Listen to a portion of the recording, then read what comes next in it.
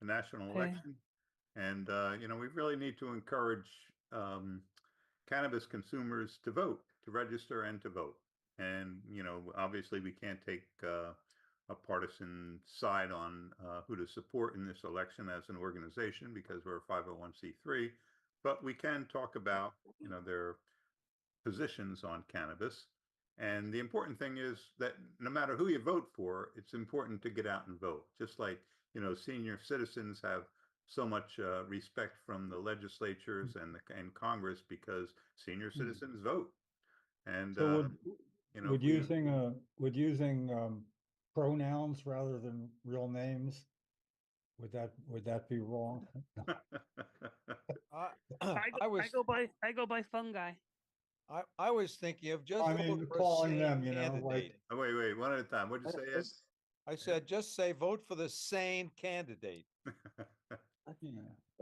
Was this going to be an introduction to the ASA program? Um, That was so, good. Yeah. Go ahead, get back to it. It sounded good. the major party candidates, they both signaled support for cannabis policy reform. So there is a nice article on where Trump and Harris stand on legalization. Um, but following former President How, Trump, where they say they stand, I really wish people would, not you, but when somebody issues where they say they stand, I'm good with that. But to say this is where they stand, come on, seriously. How quick minds can change or how truthful things might or might not be. But I'll give you, where they say they stand, and you know, I don't know. let's see if I, Anyway, uh, And the orange slime bucket lies. So I don't the give a shit what program, the asshole says. the program with ASA, I had a meeting with them a couple months ago on this, and was uh, volunteers reached out to different politicians, legislators, and asked them what their positions were, and recorded it. And that believe this is an extension of that same program. It's not the same program, so that when you want to look at a legislator, where do they stand on cannabis, on medical cannabis with ASA, and we look at it right there on a chart. so the link that I have is to the Marijuana Policy Project, and they say that Democratic Party nominee Kamala Harris on cannabis reform has undergone notable evolution in her stance on cannabis since her time as a prosecutor. Um, as a senator, she advocated for and introduced multiple pieces of legislation to advance cannabis policy reform. And most recently, she came out and said that making marijuana legal at the federal level is the smart thing to do. It's the right thing to do. I know this as a former prosecutor, and I know it as a senator. Added Kamala Harris. So that's pretty clear. There's a little more there. And Republican Party nominee Donald Trump on cannabis policy reform, he evolved his position after many years with an inconsistent record on the matter. During his run for president in 2016, Trump said that he backed medical marijuana and that legalization should be left up to the state. But as president, Trump supported U.S. Attorney General Jeff Sessions' move to rescind the longstanding Cole memo, the key document issued by the Department of Justice in 2013, establishing a general federal policy of non-intervention in state cannabis laws. So he did not endorse or advocate for any federal bills throughout his presidential tenure, but has also generally maintained that legalization should be left up to the individual states. And let's see. Yeah, just like abortion. Look how that's going. Yeah, right. And So look, if you're that lucky enough to that be in Ken, what uh, you just read, Ken, is called sane washing. What he really said Yeah. was, he's an asshole. Fuck Step him. right this way. Have I got an opinion for you? so just because he's an asshole doesn't mean that we are endorsing anyone. We can endorse assholes We don't if you endorse. please. We don't endorse. Um, following former President Trump's recent announcement of support for a cannabis legalization ballot measure in Florida. Now that was interesting. He came out and said that he supported the ballot measure in Florida. Yeah, But the 'cause that's the campaign way, for that's the that way, the that's the Satan- way the wind was blowing. That's why he's so Yeah, damn transactional. No, he's pissed at the Satan. That's why he did it, because the Satan doesn't want it, so he wants it. He's a Right. child. He's a He could- moron. Right. yeah. I And agree. you guys are being even meaner to Trump than I would normally be. I think that's very funny. So carry we on. have- I'm being mild. I haven't mild. started. Yeah, Okay. exactly. I haven't started yet. I mean, I've got my own beef with the man, but I haven't even said anything that mean about him. All right. It is being recorded now, people. Yes, this goes to posterity. Yeah, Anyway, it- but just to finish that, Kamala Harris said that while in office, Trump took marijuana reform backwards. So Americans for Safe Access has launched the Compassionate Candidate campaign to amplify patient voices. So this initiative provides candidates a platform to learn about patients' needs and to showcase their support. So we're encouraging people to go to Americans for Safe Access, their Compassionate Candidate campaign. JB? Mhm. Very good. Oh, did you see, back to the politicking, the vice presidential candidate for the GOP made a comment earlier about how THC infused candies and fentanyl induced weed is coming across the border. Watch out for Halloween. It's just stirring up the same old Yeah. shit from 100 years ago. Hmm. And that was the thing he just quoted today, folks. So we Okay. still got Jim Crow on board. Well, I don't know if you guys noticed, but there was that article in the New York Times recently about like cannabis hyperemesis syndrome. And Mhm. you know, the New York Times, I got to say, their editorial standards have really, really slipped over the past few years. Yeah, that's But true. this was like, I understand wanting to, you know, warn people that there can be some downside risks of cannabis use, but like at the same time, first of all, cannabis is a drug. Any drug is going to have some downside risks. Any drug is going to have some side effects.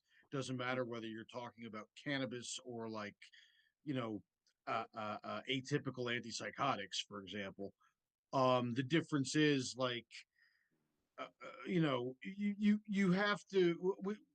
How can I put this delicately? This is why I would like to see any federal legalization bill have some kind of research provision in it. Like there should be money from any taxes collected set aside for medical research and things like, you know, figuring out what causes the hyperemesis syndrome and how can it be treated. Okay. That's That's just one issue out of many that I could name here. But like I would like an actual, you know, rational discussion of these things and not just more scaremongering. Because I feel like if people, too many people give into the scaremongering, we're not really going to see, you know, Okay. serious progress on this. We're going to see that kind of uneven, you know, peak and valley sort of thing where there's alternating fits of like prohibitionism and liberalism that kind of alternate with each other, which is not the way I'd like to see it done. Yeah, but the you know what? CHS I'm sorry, I didn't mean to Good. cut you off. Please, no, say CHS what you're gonna say, conversation please. has been happening with adults in the room. There's been the cannabis clinicians have been having different panels on it. Conversation's been going on for a while among clinicians. Yeah. However, among clinicians, that's a relatively small minority. You know, of the medical providers, the AMA is not on board with weed. After what you know, the federal government pulled on them 100 years ago, I can understand that.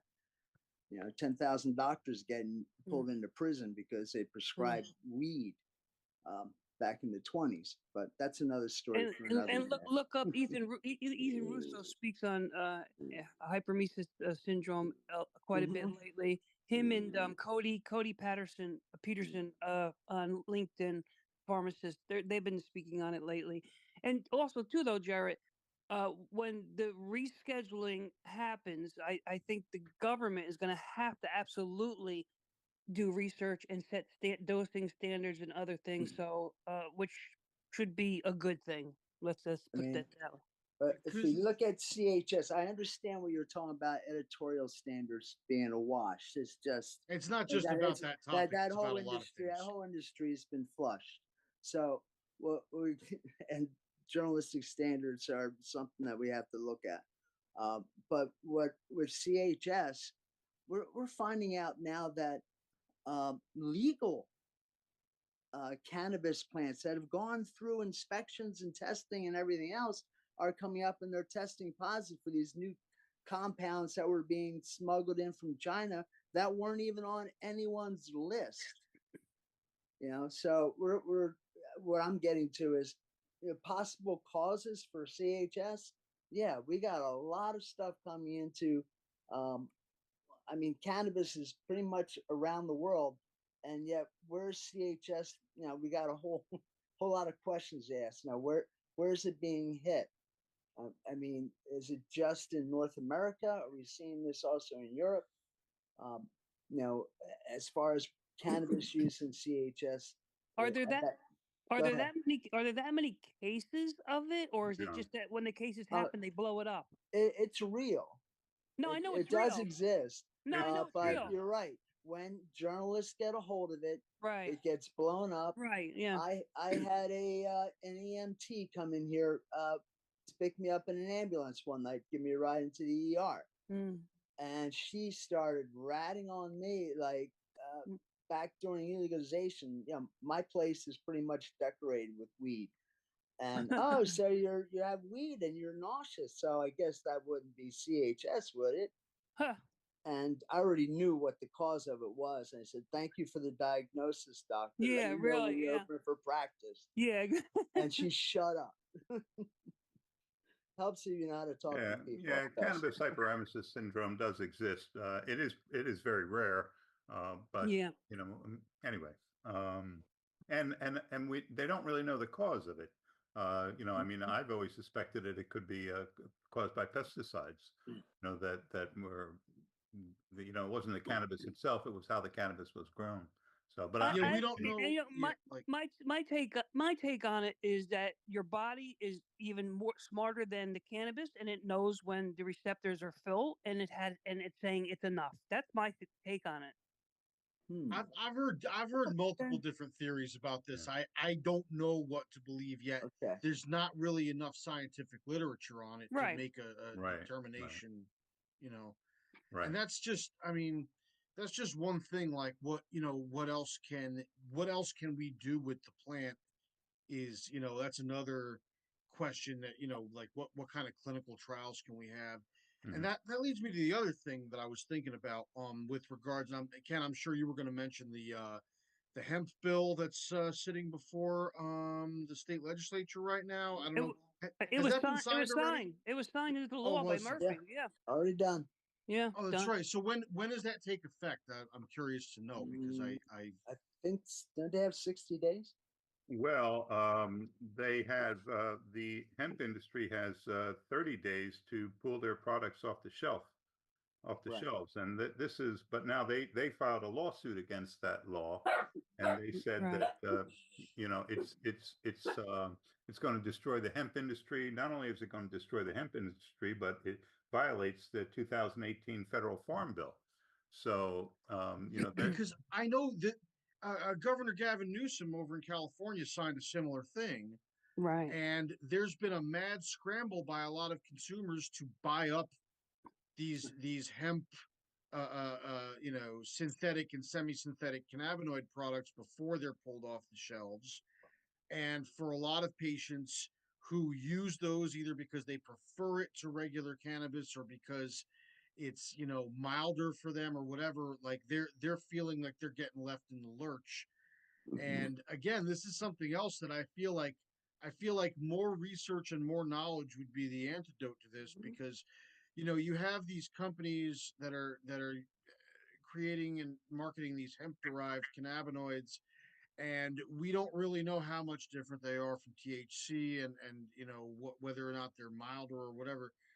I mean, again, this is a time when I think prohibitionism is not the answer to this, but neither is this Wild West approach of just let anybody sell whatever they want and put it on the market. Who cares? There's no real industry standards or anything for it. Like, there's got to be a happy medium to strike, a compromise to be struck here. And I don't know. It would be nice to see. It would be nice to see a voice of reason for a change over this stuff, rather than see. This is what I'm worried about. I don't want there to be this constant cycle of panic and then leniency over any kind of cannabis product at all, whether it's hemp derived or otherwise. Like, this can't be a recurring pattern I that think we're gonna have to deal with. I think again the rescheduling probably is going to help quite a bit of this. Well, yeah, because you're going to have big farmers take over the whole thing. What No, we're looking I at don't now, know. because not just hemp-derived cannabinoids, there's a ton of neocannabinoids that are yet to be discovered, let alone the Right. therapeutic values. And what about yeast-derived cannabinoids? I Right. mean, just because you have a cannabinoid doesn't mean it came from cannabis. Well, I put a link. I put a link in the chat for a very good webinar. It goes on for an hour and 20 minutes from Doctors for Drug Policy Reform about the Farm Bill, hemp-derived minor cannabinoids, and regulatory mayhem is the title of the webinar.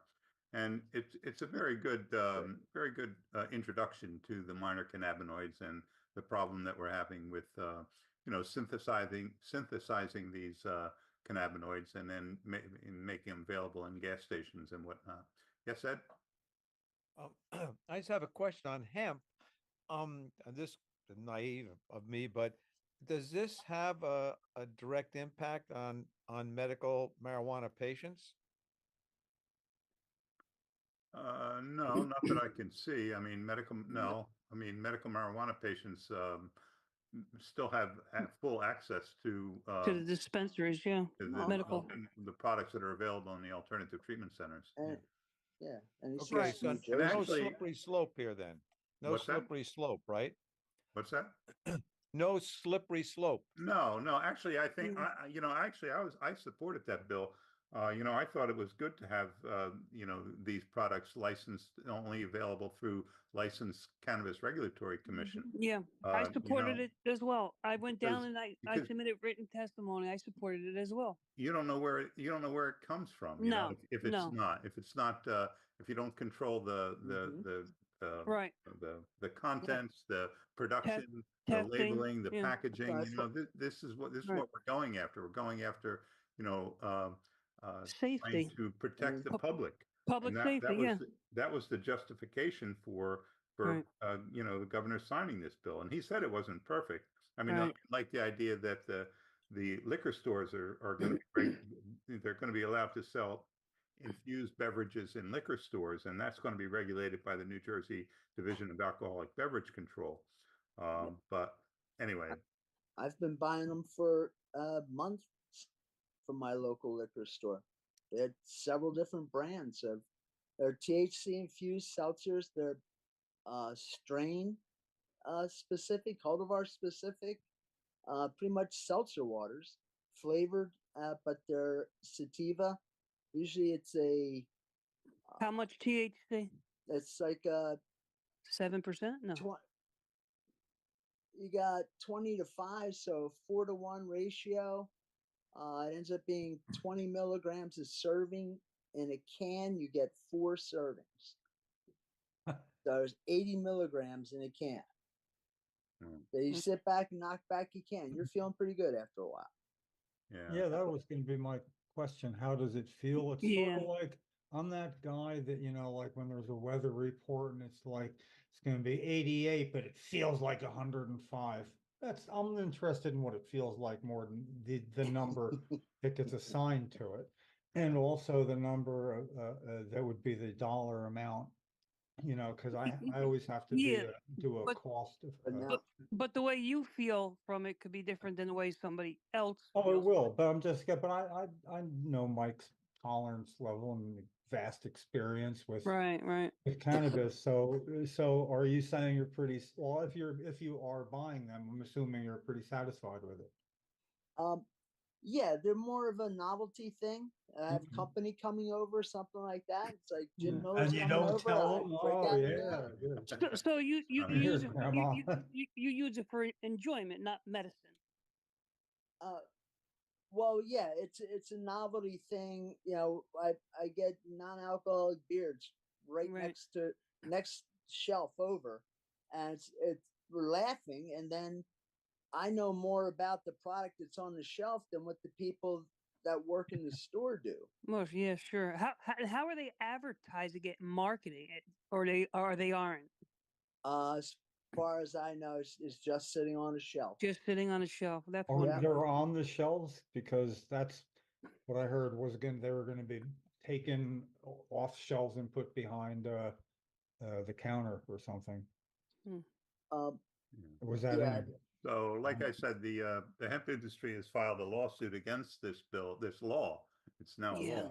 law since Governor Murphy signed it. But the state came back and said they filed a response to the lawsuit, and they asked the judge to throw out that lawsuit and said that it was a legitimate response to a public health crisis, and that they should, toss that lawsuit and keep that law in place.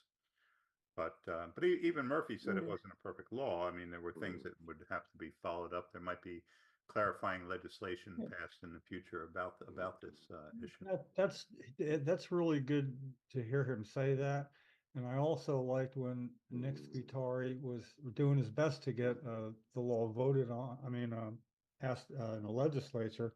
You don't want to let the perfect be the enemy of the good. Right. So keeping that in mind, that if Governor Murphy understands that a bill doesn't have to be perfect, he should understand when we do get around to a patient home grow bill, when it comes time, eventually, hopefully it will obviously will at some point, comes for his signature, that he remembers that wisdom there, that whatever his reservation might be, if it gets to his desk, he needs to sign it, and then if it needs to be fixed, we can do that. We Yeah. still don't have our alcohol laws finished. How long have we had legal alcohol since prohibition, Still doing cleanups on that.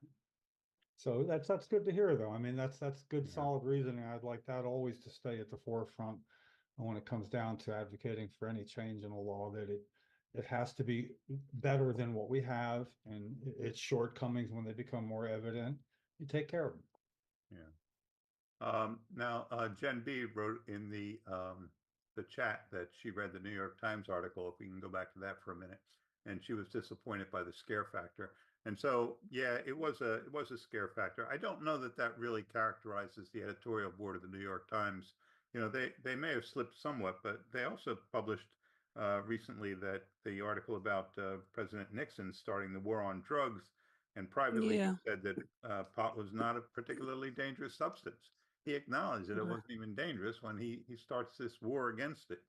So I think there was also some testimony that they said they knew they purposely did it, for certain communities too. I think there was some. oh, it's done deliberately for Yeah, no, political right. enemies. But I think they enemies of- came. I forgot who his They came out and said there was actual a quote. I forgot it. Yeah, that was. I mean, the Haldeman's was it saying that Ehrlichman? Yeah. Yeah. yeah, Yes. we couldn't be against blacks and hippies, but if we Yes. were against drugs and marijuana, it would amount to the same thing. Right. Exactly. Yep. Mhm. We would be targeting the same And- groups that we Right. Right. disagree with. Alderman. Right. Yeah. And they hated jazz. And Yeah. marginalized Yeah. groups around the world have paid the price since. Right. Right. But there was progress made also in the legislature just yesterday on the psilocybin bill. Yes. S 2283 that passed out of the Senate Budget and Appropriations Committee 12 to nothing. So that was a wonderful vote. I think there was one. No, you might be right. I thought there was one abstention. I think there's the one extension, yeah. Yeah, But but that's okay. It's still 12. yeah, zero. yeah, no, 12 to nothing, yeah. And Yeah. it Well, passed in the, back in June, it passed out of the Assembly Health Committee. So, the bill is ready to go up for a vote. Senate review. Yeah. Senate review. Yeah, And Yeah, being it's- as it's looking good. it's sponsored by Scutari. Chairman Vitelli and Scutari. Right, Kelly's right, and there's someone Now, else too. This is the amended bill now? Yes. I support the bill, and I like that it doesn't have to swim upstream, Yeah. Yeah, it's a good. It's a It good. should be that easy, because having had the discussion so easily in committee opened the door to real information that was then adjusted. Maybe everybody shouldn't grow their own. Okay, then we Right, right. made the adjustments, and then said, look, if it's not going to be perfect, we'll get on it. And that's the way it works, Right. which is, of course, on the other hand, the subject of my ire, how important it is to have an informational hearing Right. and to block one for anything having to do with healthcare needs an explanation rather than silence. So You're it's right. good to see that it can be done on something that runs parallel course. Right. Shows the dichotomy, is that the right word? Or that, somebody's coming in second. So the seventh. Yet I applaud the passage, this therapy. Mm. The more I think about it, it seems to me that with all the therapy that does work, it takes time for a breakthrough. All this time, it apparently it can really shorten that time period to where you're making progress, and Mm. just based on that alone, And it, has and to it be had looked at. and it has good bipartisan support as well. Yeah. Healthcare bill. Everybody Mhm. needs healthcare, Republicans and Democrats. Good. Yep. Yep. Yep. And Conaway, I was kind of surprised that Conaway was a sponsor of the bill in the Assembly, so the identical bill in the Assembly. Yeah, he had some concerns too, though. On And some home things. grow is one of them. Probably took out the home grow, yeah. That the home grow, yeah, he had a few things that had to be addressed, but they were, and that's politics, Yeah. And he's moving on to Congress, I think, or something, whatever. Yeah. He Whatever. hopes. He hopes. Yes, he hopes, right. Good riddance. Don't let the door slam you on the way out. Or you don't screw anything up at the federal level. He's gotten enough pensions from the state of New Jersey Yeah. already. And it's so interesting to watch the whole dynamics work with the different groups. I'm in that group that's helping them with all this stuff, moving the bill. And it's interesting because we're working with a lobbyist, and all these little nuances of who does what, who wants what. It's amazing, really. It really is amazing. I don't mean to be jaded, but I'm guessing there's a little slice of the pie in there for the Treasury in New Jersey, kind of helping this move along. But Well, you know what? Then It's again, not- I'm a little jaded. It's not like cannabis though, Jim. There's not No, going to be. no, I know, but it moves by us having a slice of the pie. That's so New Jersey. And hey, it's a known quantity. I mean, it's sort of the playing field, and you're never going to really change Well, that. I mean, yeah. you play it for what it is. And Well, I don't recognize it. I don't see how New Jersey's going to make tons of money because there's licensings and I things don't like that. either.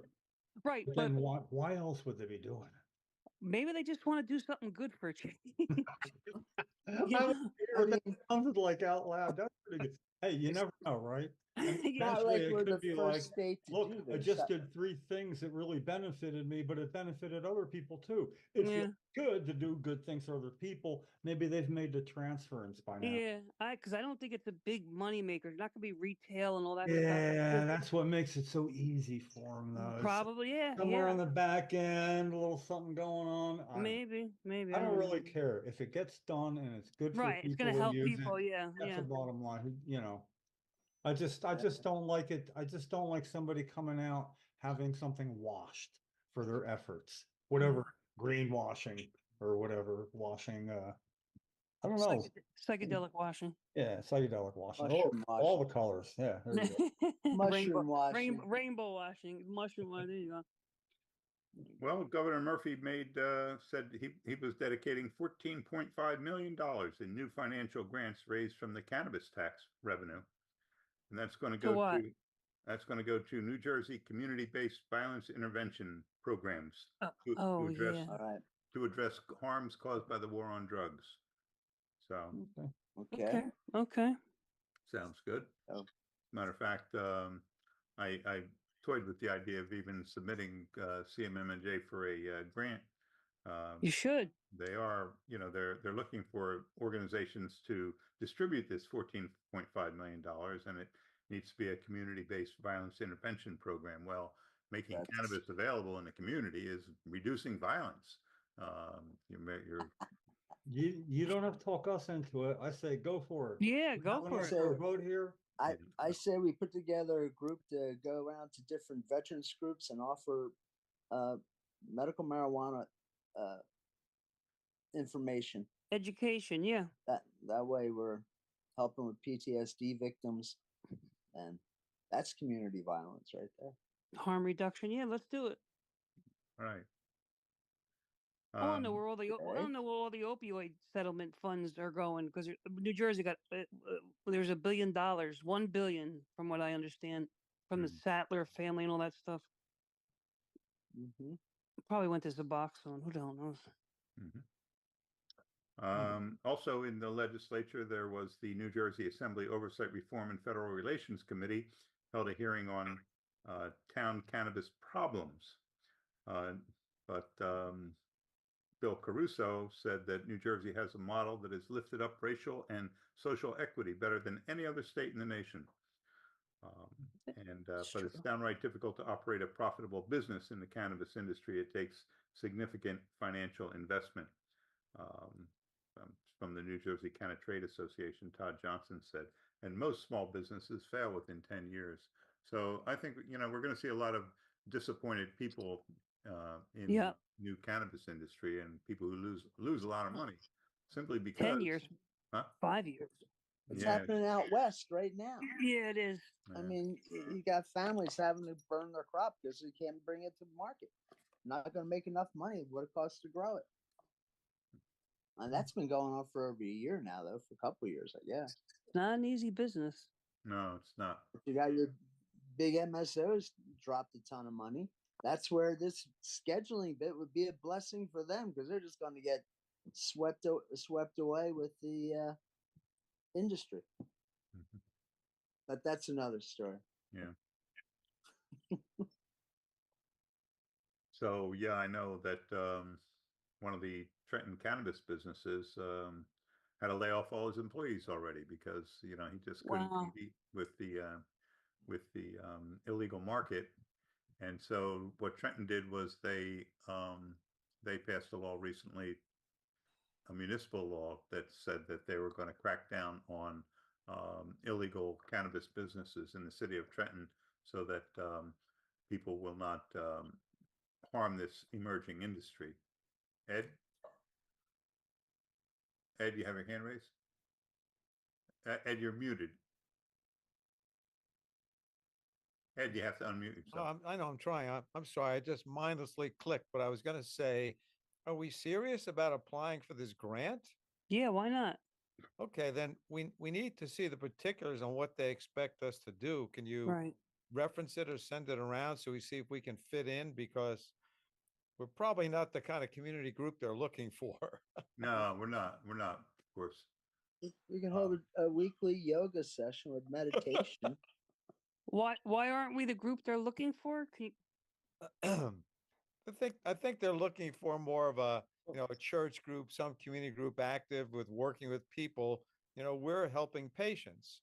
I mean, they're people, but let's see if we can fit in. But Ken, can you send around parameters or whatever they listed? We'll have to read the grant requirements to see. Yeah.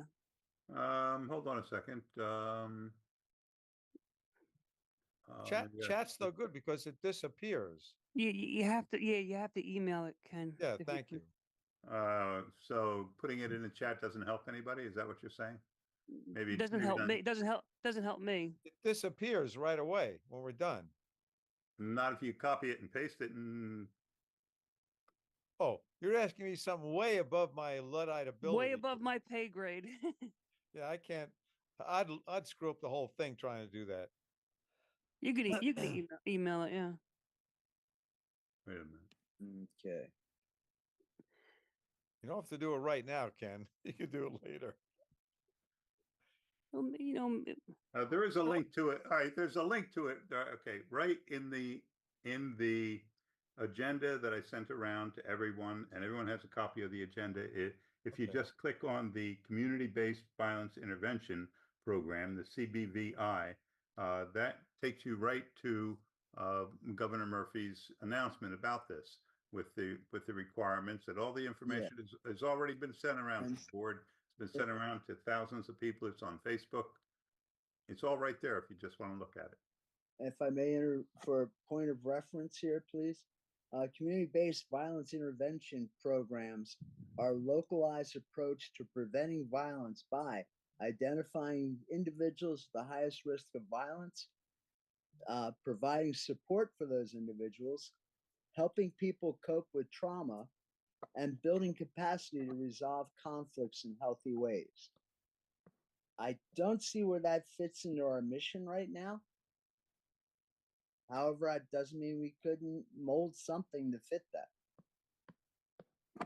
Isn't that what the state does back to its constituency now and then, mold something to what they would expect? And then you find out it's not quite what you thought when you get there. I'd like to run that one back at them myself. yeah. It sounds. know? I mean, oh, I'm sorry, were we accidentally misleading? My bad. Yeah. And all they You know? if you don't write, all they could do is say no. Or you gave it a shot, and they said Right. Yeah. say no. The New Jersey CBVI program supports nonprofit in the development and implementation of violence intervention and prevention programming for communities impacted by higher than average rates of violence, with a focus on gun violence. That's gonna be a tough one. That's, hey, our office is in Trenton. Well, maybe we We can got arm a our geographical foot. You got Holy crap, my thing just disappeared here. a satellite in Newark. Yeah. God. It's a New Jersey-based program. Yeah, it's all right. Well, it was an idea. I don't know that it's, a workable idea, but I something vote to you think do it. I vote that you do it. about. You vote that I do it. I vote that you do it. Yeah. Yeah. I mean, I wrote for the first two grants I wrote for. We got the second grant, and that allowed us to hire somebody. So I thought, wow, this grant writing's pretty easy. Oh, Then I No, wrote it's for not about easy. then I wrote for about 20 more, and none of them were approved. So, Yeah. Let's go 21. and actually, we paid to send Mike Brennan to a grant writing program. that's Oh, right. I paid for, got reimbursed, and what programs do we want? I mean, I could see having, like going back to a conversation earlier with the email, a good project to fund. Yeah. For instance, the website. How much to have a marketing company? What kind of budget do we need to have a marketing company provide us with a website and the training to back it up? So therefore, we're not dependent on volunteers who come and go, and our website comes and goes with them.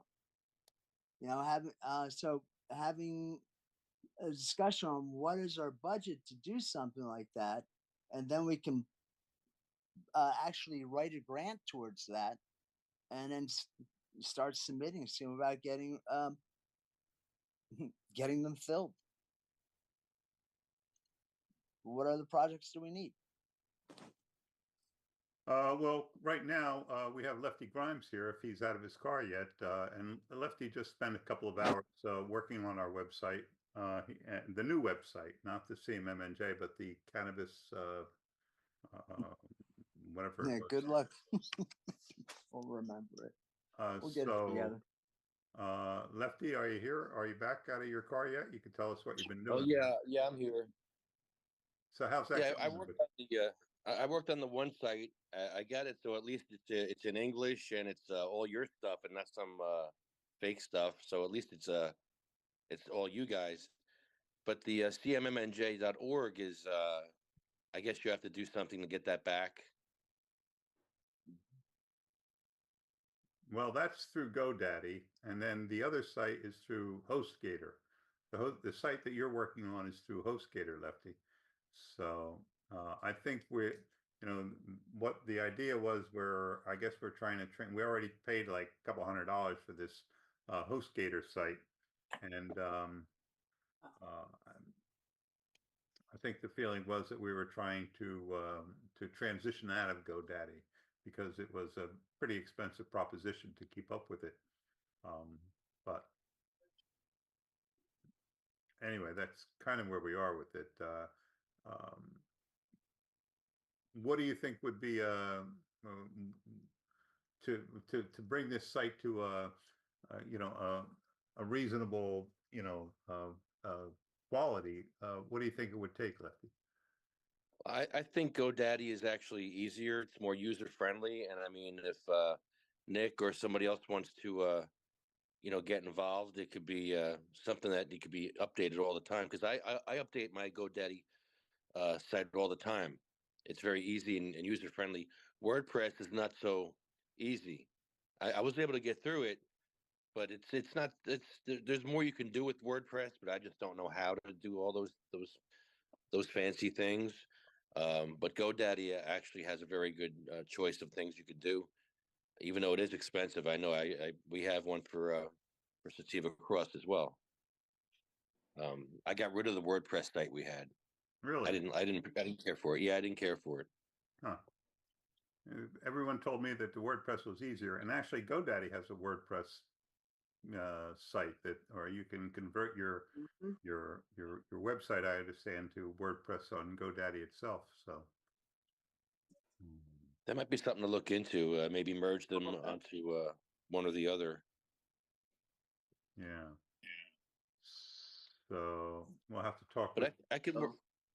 I can work on the other one if you want to, the CMMNJ, because that's actually dead in the water. There's nothing there at all.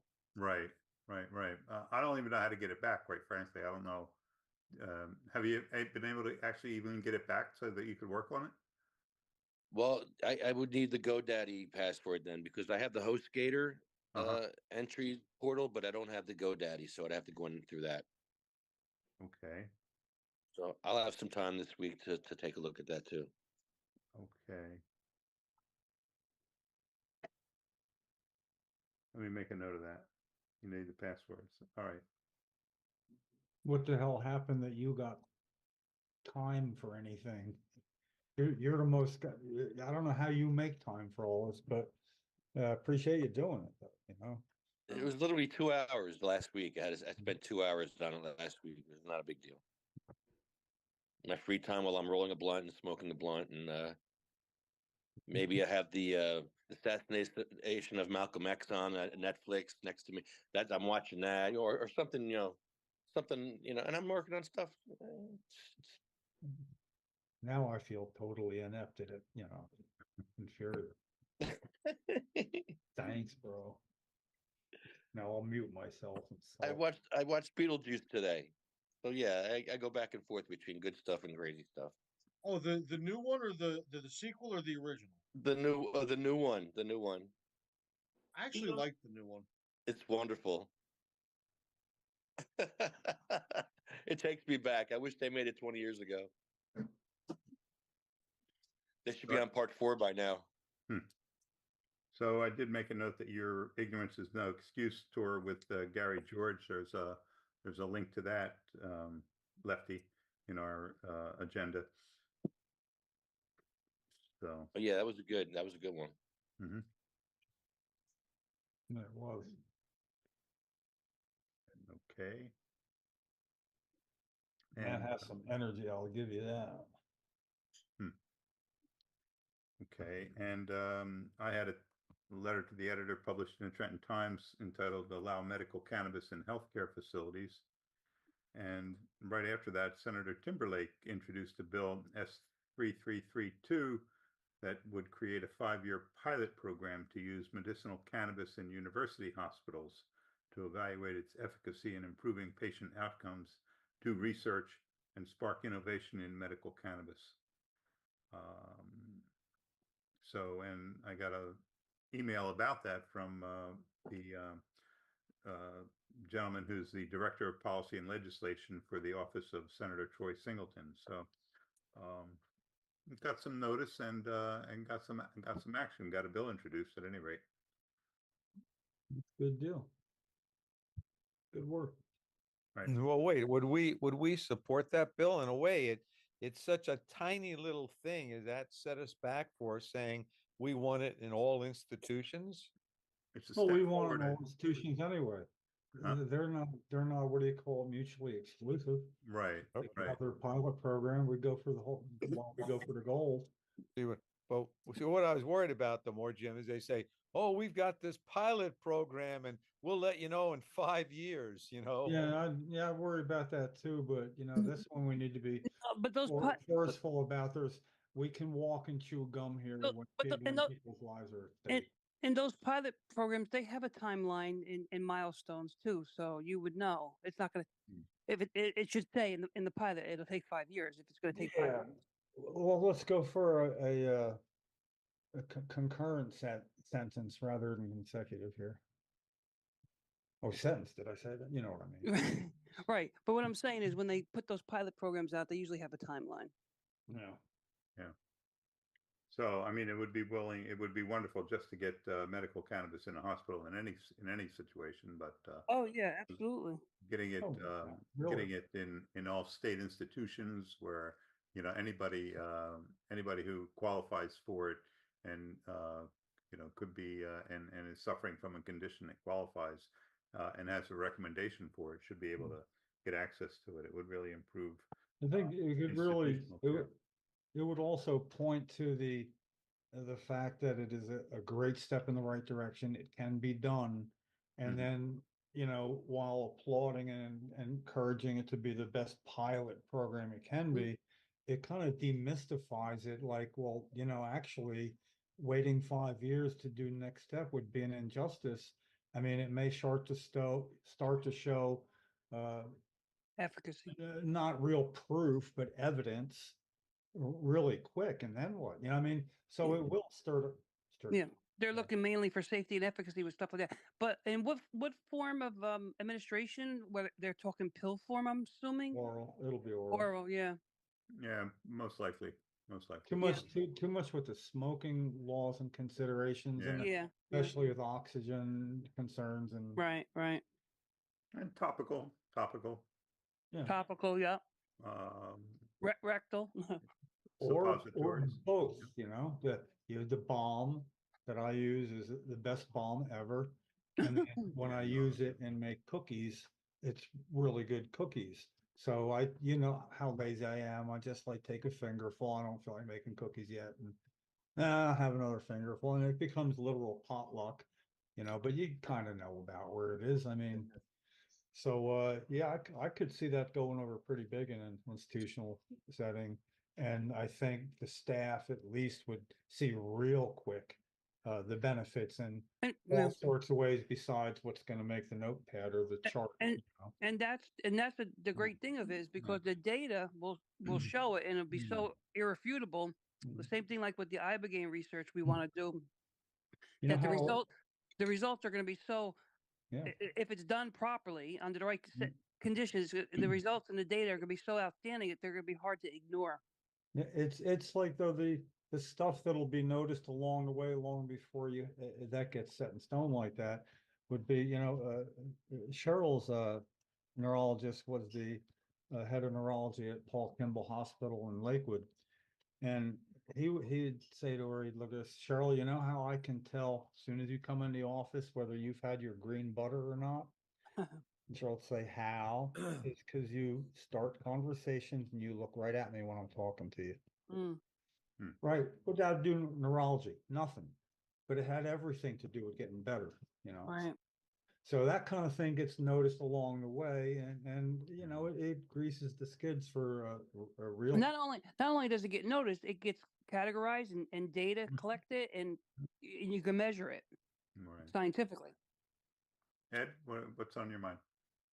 Okay, that back to this bill. I mean, it seems we in CMMNJ seem to be we deal with a lot of bills people introduce in my group at Common Interest Coalition. We have to write all the bills, and so we put in anything we want. And I'm wondering if this is just in a bill form, we can suggest something. I'm trying to think of some way to modify this bill to say, okay, you got a pilot program in some universities, but let's include some public hospitals too. Let's expand this pilot program, you know? Well, that all depends on how many patients they need in the study and how many research sites they need. They figure all that that gets all figured out. So to make a statistical significance and all that stuff. So that has to be all figured out. You might only need 10 universities. Maybe you need 20. Depends on how many patients you want in the study. But see, I'm trying to expand it beyond just universities. We'd like it in all hospitals, you know? But then I think there's a certain criteria for what classifies as a pilot and then a full study. So you just got to figure that out. I forgot. Maybe a pilot's only five. Maybe a pilot's only 5 universities and 75 patients. Got to figure Yeah. out how they're determining what a pilot is. Yeah. A And definition also of there may be more resistance, or yeah, it may be for easier bigger. to get it into a university affiliated And hospital rather and than. then and then you're talking budget wise too. It's cheaper to do a pilot than to do a major 30 site study. Mm. Mhm. So you got to State think University may have different avenues available that right, other institutions would not. right. As far as the separation of federal and state, with cannabis laws, Right. Mhm. And so and there that might be seems to be the big blocking point there. and there, with and those there might be insurance things to consider too. A private institution versus a state institute. There might be some insurance issues there as well to consider. Yeah, but so are we. We're not unhappy that they're pretty much putting institutional hospital use on hold for 5 years. Well, who said that? Wait, Yeah, yeah. why was he No, throwing we're around still this five? working on it, Ed. We're still working on it. As a matter of fact, I have an op-ed right that is ready to go for implementing the institutional caregiver. They're not mutually exclusive at all. Right. So But I think they are in hospitals, Ken, if they're going to say, look, this is our hospital study. Maybe other institutions like nursing homes, maybe, or prisons, but I'm afraid hospitals they're gonna rely on this pilot. well, not the hospitals that don't have the pilot program in. They're Right. Well, we could make you're that, only we could talking about a easily, couple hospitals in the state of New Jersey that are university hospitals that would Right. potentially be part of this pilot program. we So can the other make that clear. hospitals though. and the Yeah. other healthcare institutions, Or private. yeah, Hmm. well, even if they're not private, they could be, Right. they could certainly implement the institutional caregiver. In fact, there was a New Jersey Cannabis Regulatory Committee virtual roundtable, which an invitation was required to attend. The one on September 25th had to do with the number of ATCs, alternative treatment centers, in one committee. But the one on October 1st with the Permitting and Licensing Committee was discussing institutional caregivers. Now, I applied to be, to testify at that committee, but I wasn't granted. They didn't accept my application to testify on October 1st with that committee. So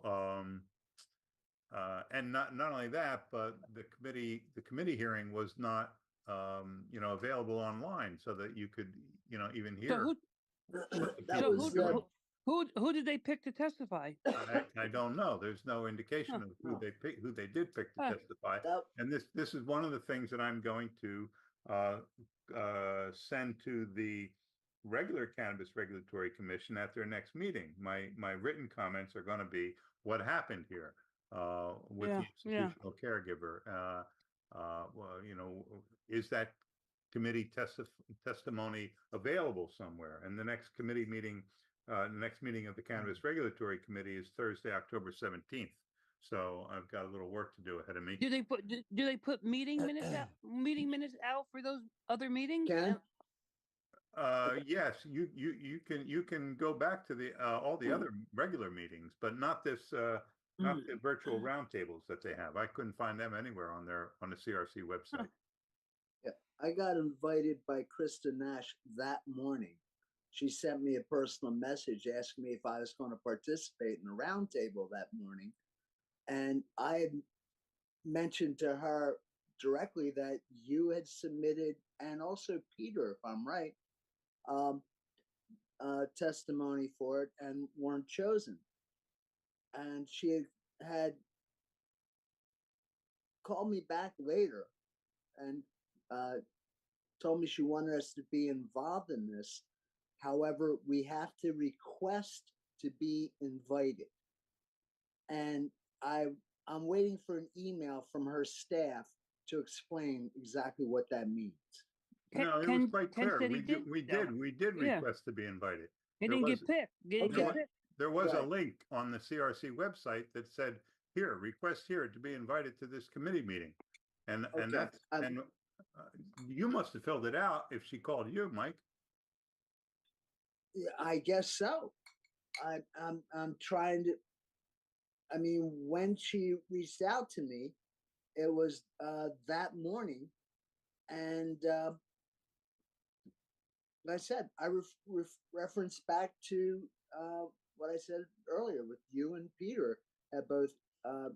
So you did not submitted, appear. You didn't did not take the opportunity to testify at this meeting.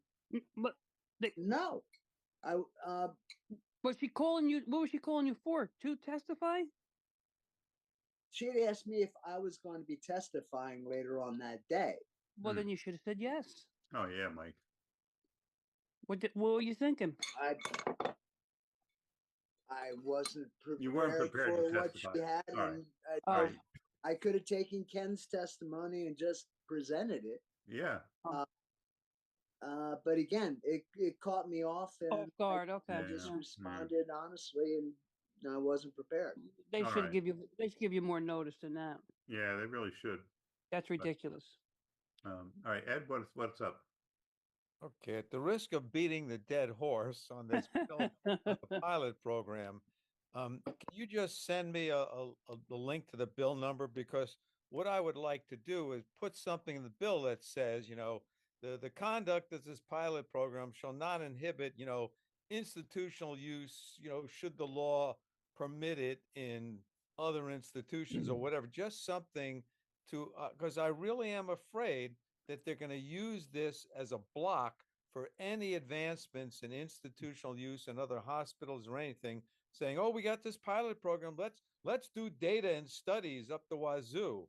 I couldn't Patients need to agree have their more. marijuana now in hospitals, Yeah. right? Hold on. I'm not understanding what you're meaning, Ed. How are they going to use it to block? I mean, first of all, another institution could block if it's a private institution, right? I mean, that's like work at will. So maybe I'm not following what you're talking about. Okay, because apparently they want to let a couple of university hospitals allow patients to use medical marijuana, right, while they're being treated for other conditions. Right, for a pilot study. I got Okay, that part right. Okay, and me too. But I'm thinking we want this broadly allowed in hospitals throughout the state. So, like I've heard all the patients say, I go to the hospital, I can't use my medical marijuana. They confiscate it, and now I'm in trouble. You know. Right, but You're not but again, not just like the opt-in, opt-out thing with the municipalities. Not every hospital you could do it that way, but not every hospital has to accept that, right? You Look, can't no, you can't I- force them to. I can clear accept it. this up, I think. Okay, Ed, good. Ed wants to make sure this doesn't preclude other advancements in that area, plans, studies of whether it be, well, other hospitals it would preclude, but not other facilities, you know. In other words, that does need to be flooded. I absolutely, and I'm thinking not, but I'm thinking not. This can be ascertained beyond a shadow of a doubt by whoever would be able to clarify that. So I think it's well worth making sure that there isn't any way this is going to preclude additional advancements working concurrently rather than consecutively. Right. It seems to me, but in a layman's understanding, that would make no sense at all, especially in a healthcare issue. It's sort of like, we got vaccines in a pandemic. By going off in all these directions and see which one went first, not waiting to start the next one. So we know when it's important that we shouldn't stymie something by a pilot program that's going to start to show advancements, but we're locked in 5 years. I don't see how that could possibly be, but I want Well, somebody that has. yeah, I'm confused because a Don't pilot. worry about it then. Well, I let me What I read do it. when I'm confused. Well, a pilot study. That's a pilot study. That's what it is. It's a pilot study. So then you can later on expand it. And again, I keep hearing this 5 year, 5 year, 5 year thing. Let's read what the pilot study says. Is they 10 sites 1 year or 5 sites uh, 2 years. And You then gotta ask the person who would know the answer rather than beating it around ourselves. Right, exactly. There's Let's read it. somebody who has a definitive answer. We need to know who that is and to make sure that they tell us what it is. It's Ed. Ed's the one that brought it up with the pilot study, so he's got to have that somewhere. So I'll read it. No, it's in a bill, I understand. Ken, can you just send me a bill number? Ed, Yeah, Ed, if you already have that right in your email, right? It's on Facebook, on the agenda. It's on the email agenda. Okay, it's in the agenda. Okay, I'll look at it. 3332. You have it. All you I'll have look to do at is click on it and it opens right up. I'm with you, Ed. And if you want to suggest a sentence in it to say that this pilot program will not preclude the implementation of institutional caregivers in other healthcare facilities, that would be possibly a wonderful addition to it that no one would Yeah, object. thank you. Thank you. That's what I'm looking for, that they don't use this as an excuse to stop everything for 5 years. Okay. All right. Well, good. Then write that sentence and send it off to Senator Timberlake regarding S3332 that you have a link to. Ed, Okay. if you want me, you could. I'll look at it too if you want me to look at it. Oh, please, Gaetano, please. Yes, I will. Because you're a technical guy. I'm just thinking legalistically. Right? No, I know. Listen. I'm not technical. I know a little bit about running studies, so I just want to take a look at it and see what the heck's up. Okay, good. More eyes, the better.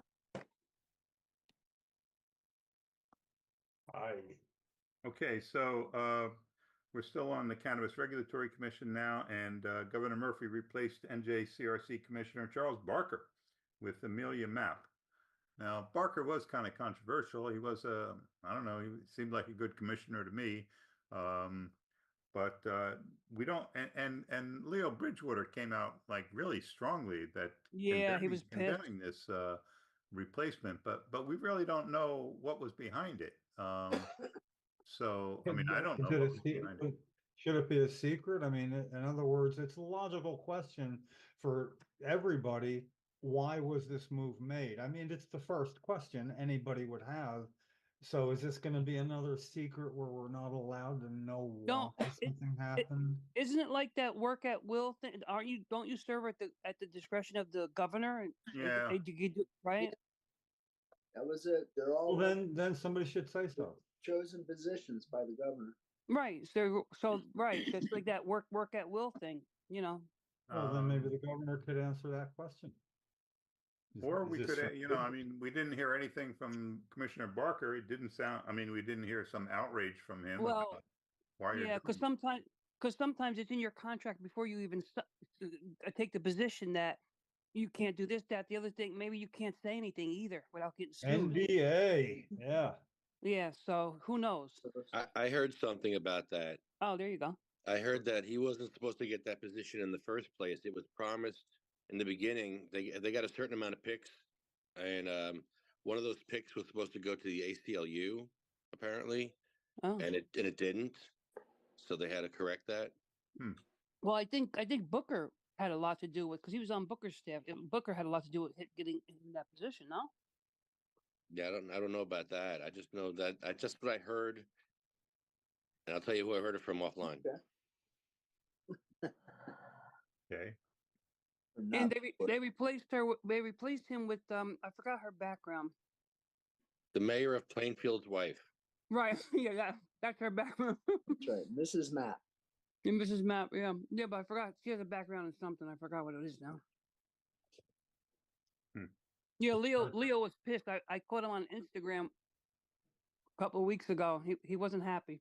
Yeah, there was a big article in New Jersey Cannabis Insider that it was all about Leo's, Yeah. outrage and Opposition. that, Yeah. that apparently, well, he was the only black male on the commission, Yeah. so that hurt from a racial equity perspective. And anyway, He but- spoke up for Zoom access. He spoke up for Zoom access for disabled vets. He spoke up for wheelchair access to dispensaries. Yeah. Disabled vets. And what is the first lady of Plainfield qualifications? I forgot what her background is. I did read it somewhere, and I just totally. I think I did read that she was supportive of cannabis reform, but Yeah, I but what does she know about it? I'm so. supportive of it too, and I wouldn't belong on the damn committee. Need a little more than that. Well, I guess you don't, because you don't need it, The Well, doors, the back room doors aren't even closed anymore, and it still doesn't matter, To get good ventilation, open the door, nothing they can do. Yeah.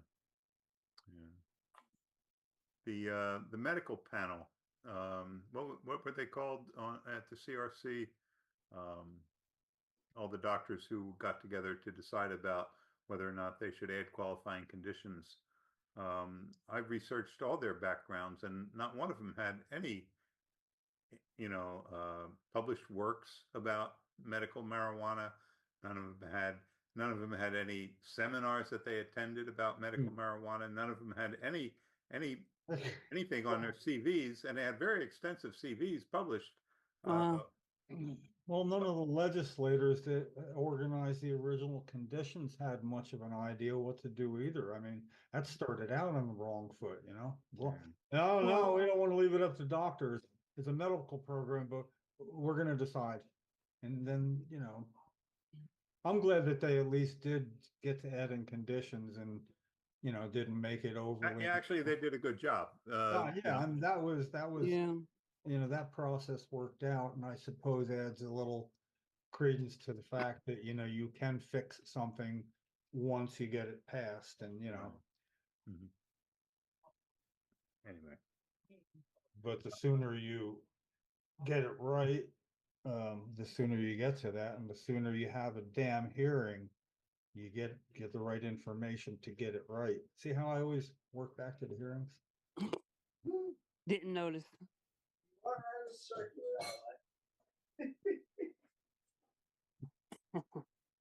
so moving along, to federal drug policy reform, the DEA is going to hold their administrative law hearing on marijuana scheduling on December 2nd, 2024. Mm. It's a 3-year hearing, though. Yeah. It begins then. I don't think anything. I'm sorry. I don't think anything. And then they've got to evaluate the hearing. So Normal is going to be testifying at the hearing. So that's good because they testified at the original hearing in 19. Well, they applied for the original hearing to reschedule marijuana in 1972, and it was finally held in 1984. And anyway, or 86 rather, 86, and then they won that hearing, but the decision was overturned by the DEA administrator in '86, and marijuana remained a Schedule I drug. So their testimony should be interesting. I did not apply to testify at the marijuana scheduling hearing, administrative law hearing. Although I have testified at a number of administrative law hearings in the past when I worked for state government. But one good thing was that the DEA did acknowledge that there is a new two-step test for marijuana's accepted medical use, and that it's legitimate because the DEA in the past had created this 5-part test that was, quote, impermissibly narrow, which made it basically impossible to reschedule marijuana with their 5-part analysis. So that one of the things was that you had to be able to chemically reproduce a plant without using any plant material. I mean, it was just impossible to do it with Synthetics. marijuana. So, but the two-step mainly only says that marijuana is used in a number of states and is recognized as medicine by a number of physicians and Professionals. professionals. So it's a much friendlier analysis, and it's almost certain if the DA does accept that two-step analysis that it has to be rescheduled to a Schedule 3. That's the good news. The bad news is that some of our friends in Massachusetts and other places like Shalene Title said that reclassifying cannabis as a Schedule 3 drug only exacerbates a bad situation. It embeds it in the deeply flawed American pharmaceutical system that ignores the cultural and spiritual practices that have long been a part of cannabis use. So making it a Schedule 3 is a double-edged sword in a way. It's going to make it easier to do tests on it. It's going to have them legitimately acknowledge that marijuana is medicine, and that all the people who've been using the word medical marijuana in quotes have to remove the quotation marks because it'll now be an accepted medicine. But on the other hand, it's probably, well, I don't think that they can really undo the state programs. Even if they acknowledge it's a Schedule 3 drug, I think that's going to be in addition. Too far gone. Yeah. It's too far gone. Too far gone. And I said it before publicly too. There could be multiple lanes. I don't know why people get so upset over this big pharma thing. The big pharma is going to carve out their lane. End of story. It's going to happen. And then there could be other lanes. They could coexist. Yeah. I mean, I don't get why everyone gets so upset. There could be multiple lanes. Right. Yeah, I think you're right, Guy. So what's wrong with multiple lanes of descheduling then? Mike, I agree with you. Mike, I agree with you 100%. But that's not what's happening right now. Right. Right. Deschedule everything. I agree. Deschedule everything, but it's not happening. There were some that said even back in 2005, when we had a law introduced, it should be legal for everybody, not just patients. It should be legal for everybody. But we didn't wait on them, did we? Yeah, it should be. It should be. Oh, it's a weed. It should be treated as such, but it's not. And I'm always gonna say, patients into the lifeboats first. And if there's not enough lifeboats, good luck. And I like that there are bills for adults only, patients only, and both. They're not mutually exclusive either. Right. The thing is, people don't seem to be working on the adult bill as much as they are on the patient bill. Adults don't seem to be really like, I mean, most people don't even know there is an adults only a both bill. There's a lot of people don't know that when I tell them that. You mean there is one? Yeah, there is one. So I don't this is all on the back of patients in the first place in my mind. And where's the legacy benefits for them? How you have a social equity program. Okay, what's the parallel thing for the people that were harmed and didn't live long enough to even see this happen? Yeah, it should be. We should all be helping patients and then deal with the rest. In my humble opinion. Jared said BRB. Be right back. Oh, be right back. Oh, okay. Bring real bottle. Okay. Any more discussion on that? Federal Advisory Committee from the National Academies of Science, Engineering, and Medicine called for a public health approach with the Centers for Disease Control and Prevention, CDC, taking a larger role in cannabis policy. An estimated 18 million Americans use marijuana daily or near daily, more than the number who drink alcohol that often. That's pretty remarkable, I think. We marijuana consumers have passed alcohol consumers, or at least equaled alcohol consumers in America. We brought a few over. We've converted a few. Yep, And one doesn't preclude the other. that's true. Well, they I say enjoy it. it's like drinking alcohol and smoking cannabis is like pissing in the wind, but sometimes you have to do it. Oh, Hmm. Piss into the wind or get arrested for exposure in public if you go with it to somebody over there. I could get that one by in court. Yeah. Yeah, so it'd be great if the CDC gets involved in it. And the Marijuana Policy Project has a very good federal marijuana policy and pending legislation. All the pending legislation on federal marijuana policy, if you're interested. All you have to do is click the link. So recent events, New Jersey Cannabis Conference 2024 in NECAN. So we have some people went to NECAN, Mike Brennan, who else? Anybody here? Guy was there, Alicia, Valicia, Jeff, Yeah. Michelle, but they weren't but representing. they weren't part of our group. They No, weren't part of just CMMNJ, me and Valicia, and then I had Andy Walker, Scott Kohler, and Wednesday Mayor Nice crowd. volunteered. Mhm. Yeah. Very good. So you were talking about sending out some kind of fundraiser to the people that you contacted, Mike. Anything happen with that? Yeah.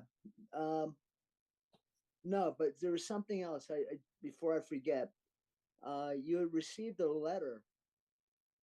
Inadvertently, John had taken your business card and assumed that he was Oh, talking okay, yeah. to me in Atlantic City. And Okay. he assumed it was Ken Wolski. So, but to get back off of that for a second. Oh no, I had gotten the email addresses merged, and then I need to sit down and send the letters out. I've been pretty much trying to stay out of the hospital for the past 2 weeks, so that kind of went to the side there for a little bit, getting that out. But now what that was I sent you a copy of the letter, as far as the ask, and now's the time to send it out. Again, there was a bunch of names that I did have from down there, and we can send that letter out to any other list of people we have.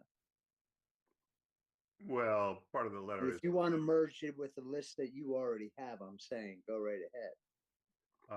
I don't have the list of the addresses that you compiled a list of the addresses. I mean, that's how a letter Yeah, was. there was a yes, the list of addresses. I thought you had sent them to me, or did Andy send it to you? The addresses from the clipboard. Right. Yeah, I Was don't have them that- in electronic. They were supposed to be made into electronic format. Right. And what I did was I took them and I pasted them into last month's newsletter. So everybody that was on that list got a copy of last month's newsletter. Okay. Okay, so I assume that wouldn't that include that list into this month's mail? Yeah, if you put them on the if you added them to the GoDaddy list. I think so. I thought I did, unless I ended up sending them separately myself. Maybe I did do that. Anyway, I'll send you a copy of the list. Don't Okay. worry about it. Maybe you can put it in yourself. Well, what we're looking for are the physical addresses. If we're going to send a letter, we need physical addresses. Right. No, here's where it's an email, sending them out to the email address, because that's what we have, Okay. is the email All right. address. I'm gonna send it out and they can respond back and we'll get started from there. But the whole thing was set up to respond to the email addresses that we have. At least that's what I intended it to be. I don't have physical addresses, to be able to send out an old stamp and envelope campaign, Right. fundraising campaign. Right. Yeah, no, I was looking at this as a email campaign. Oh, I thought we had talked about sending out an envelope and then with an enclosed envelope. Right. Well, we don't have physical addresses for that.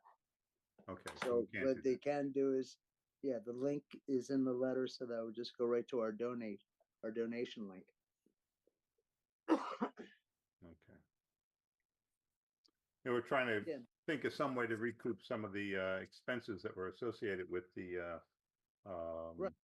Atlantic City I think it's event. something that should be um, Well, not like, just that cost, but the cost of what travel around to the different conventions and our regular routes that we do across the state should be something that I don't know if we budget for it for next year. It ends up being an item because what we paid for it this year ended up being pretty much close to what we paid before.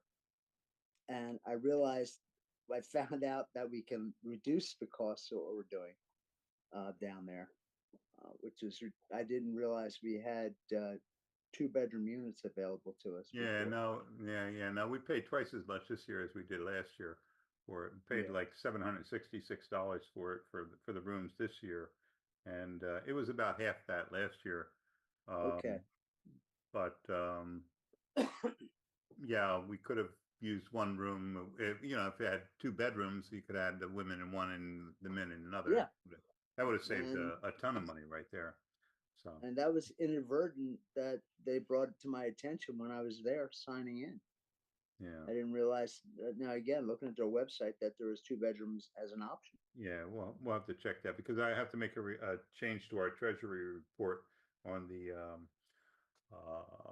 agenda. I said it was 10,500, but after paying the Amex bill, now we have $9,717 in our treasury. So anyway, Okay. all right. And but you made a lot of good connections in NECAN, and it was a very positive experience. Yeah. I think we've got a good place there to work from, but again, it's having the volunteers there freed me up to go out and actually meet people. Mhm. Because remember the one year that you and I were there, we were stuck at the table the whole time because it's just you and I. Yeah, yeah, And you end up not getting any networking done, right. or even getting to the different talks that they had. Because we were just stuck shaking hands and giving out information. Yeah, But if we plan this ahead, again, having the volunteers freed up so that, last year I could speak, be a speaker there. Mhm. And this year, again, I got to go out and do some more, Were getting you a to know speaker some this other year, people Mike? there. Mike, were you a speaker What's this that? year? Were you a speaker this year? No, not this year. We got between the handoff. Apparently, this year they sent you the email with the registration, and by the time I got it, the window is already closed for the Oh, yeah. speakers. All right. Yeah. So, Right. yeah. Guy, how was your experience down at NECAN? Can you hear me? Yeah. There you are. Yeah, no, it's always good. I network and so on. So I always make out well at those events. Okay. Ed, you had something on your mind? Yes, on the fundraising, were we thinking of sending out like hard copy letters and asking for envelopes to mail back checks or something? Yes, that was what we were thinking. Yes. Can are we available? Can we take Zelle?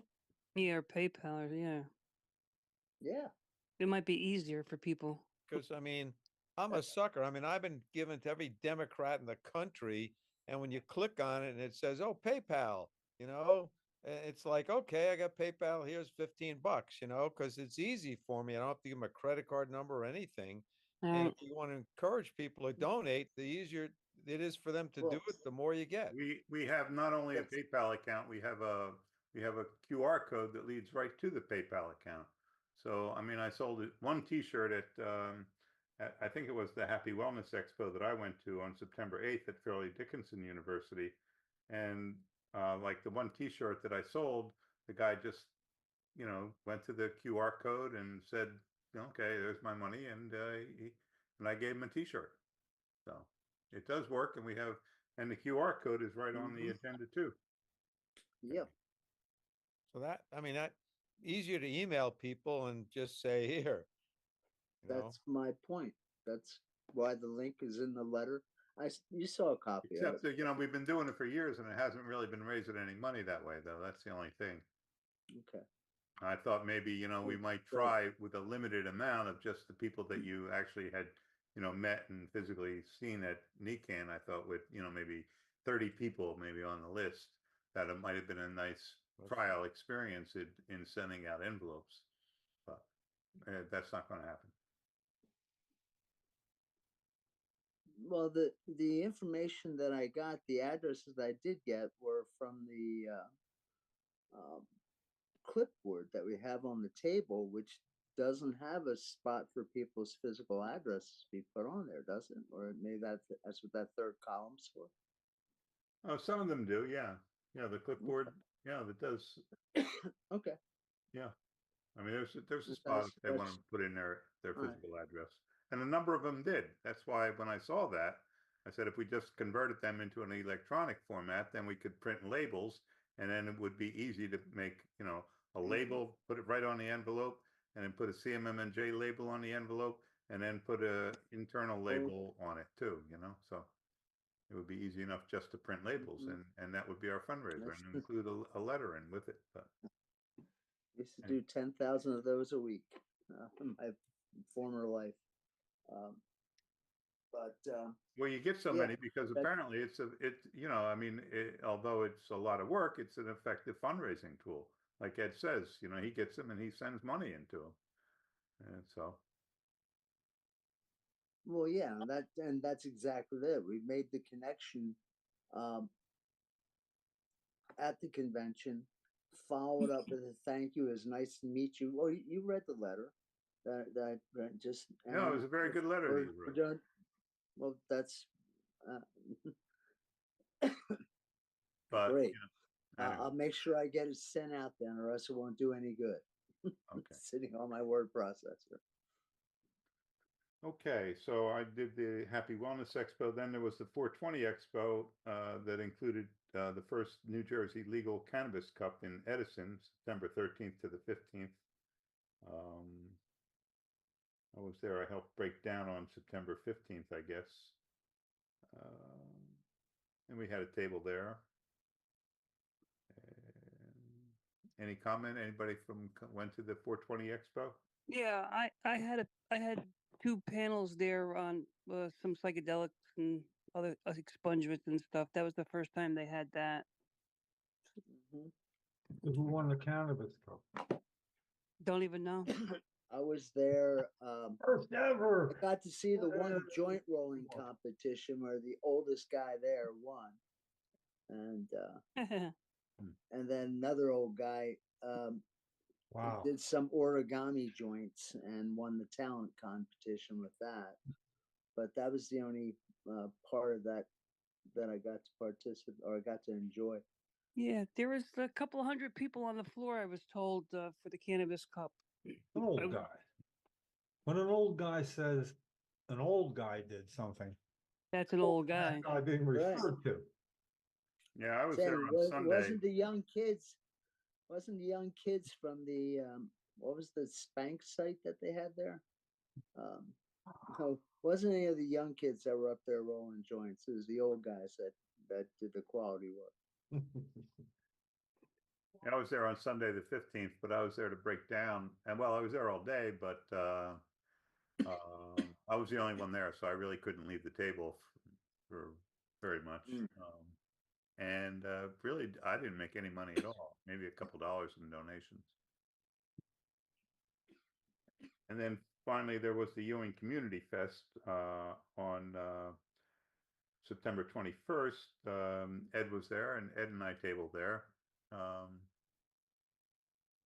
Ed, you still with us? Yeah, I'm just clicking around here. I just lost my feed. I don't know what's going on with this stupid thing. Well, Oh, there you Yeah, go.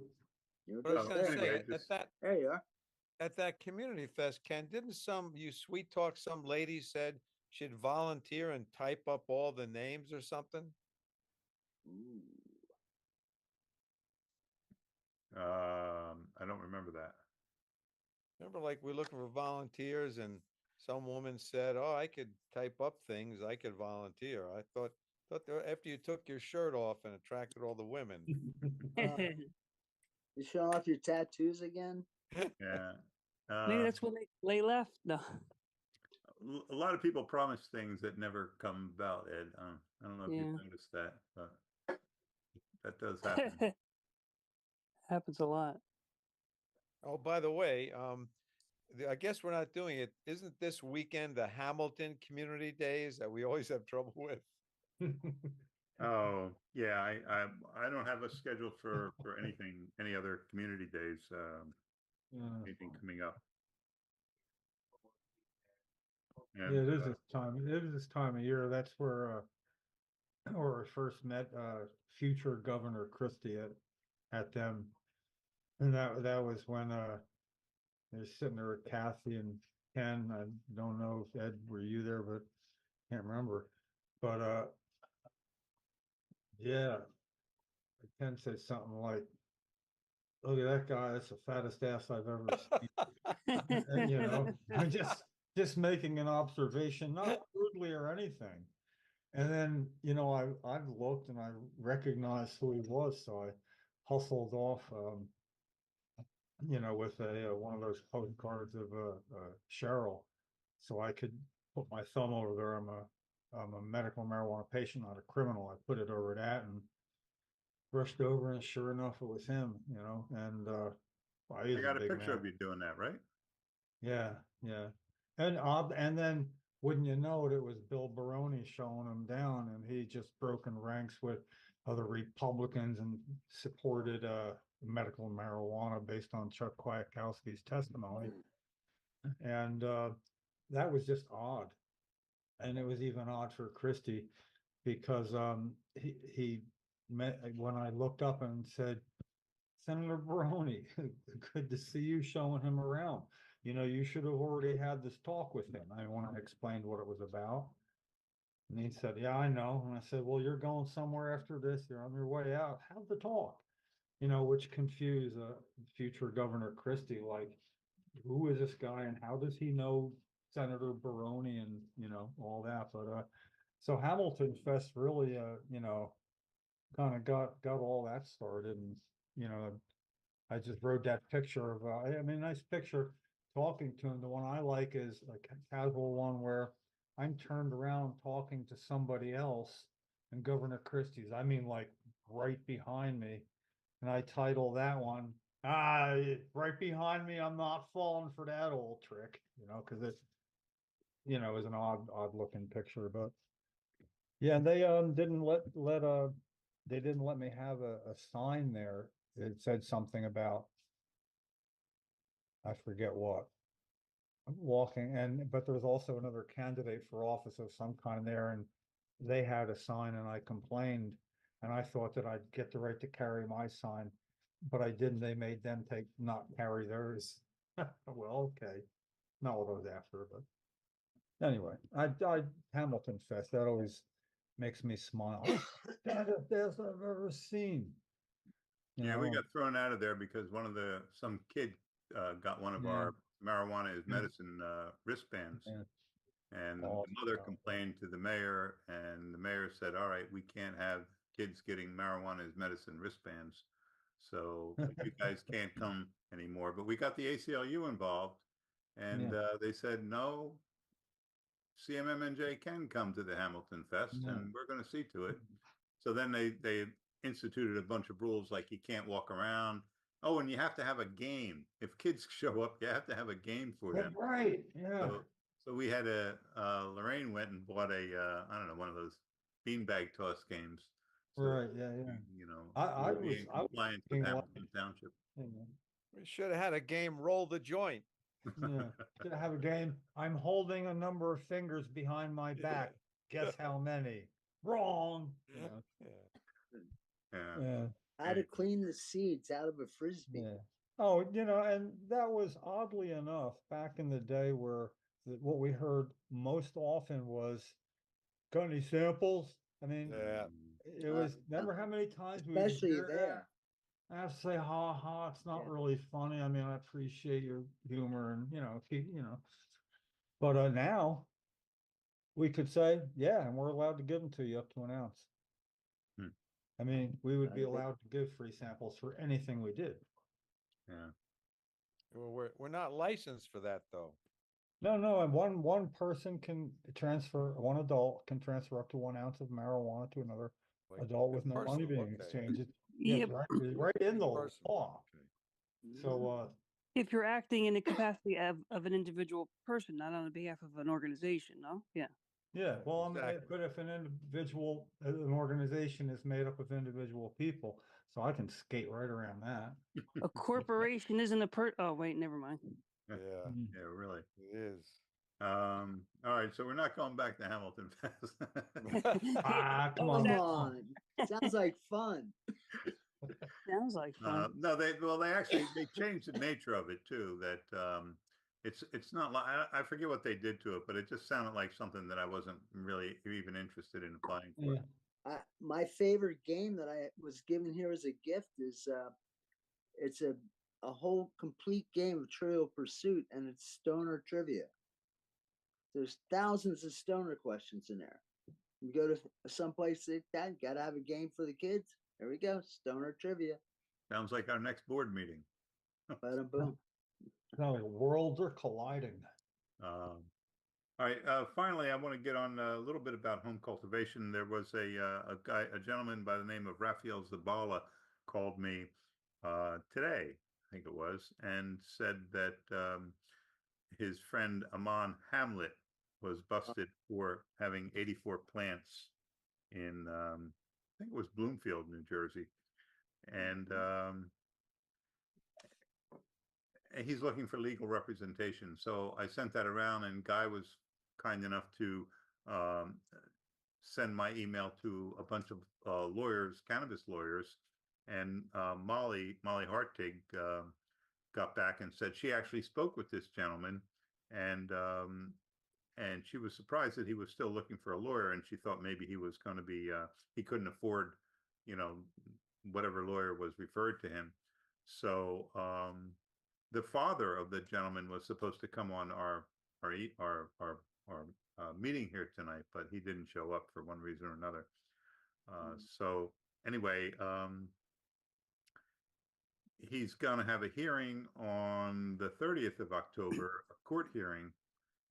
So typically that's the kind of thing that probably in Bloomfield, I think it's in Bloomfield, that's the kind of thing that we used to go to and, demonstrate outside of the court hearings about the issue, that this was supposedly a medical marijuana patient. Now, the guy I spoke with, I don't think he knew the entire medical history of the gentleman who was busted, because he said he suffered from depression. And I said, well, you can suffer from depression, but depression itself is not a qualifying condition for marijuana therapy in New Jersey. So, it must, if he was a legitimate patient, he would have had to have, a different diagnosis or an additional diagnosis. Anyway, But a card, he would have to have a card.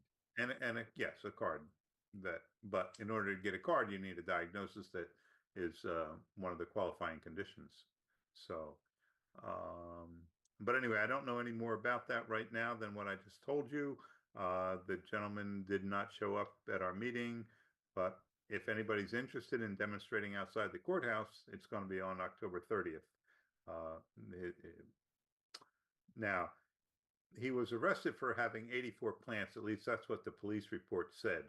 Now, he maintains that he had far fewer plants and that there were a lot of immature plants in addition to the mature plants. But again, this is all just hearsay.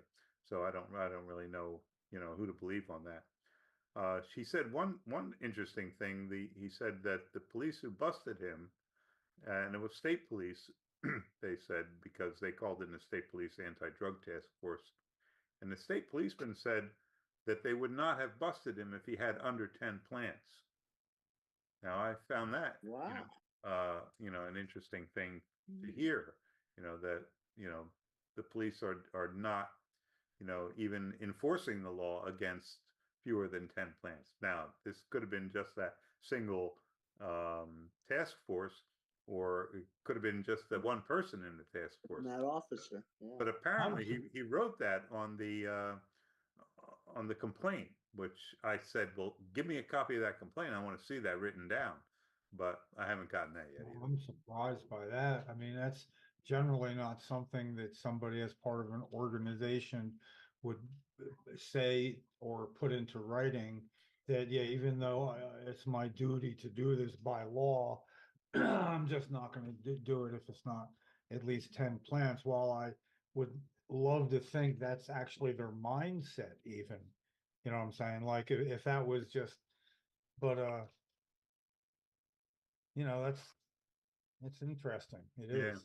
I mean, I remember when I went to apply for a demonstration permit for home cultivation at the State House, and I was in there and talking to the state policeman, and they said, "Well, what's your demonstration for?" And I said, "Well, it's for home cultivation of marijuana." He said, "You mean marijuana's, you can't grow your own marijuana?" He said, Yeah. "It's a fucking plant, right?" I said, "Yeah."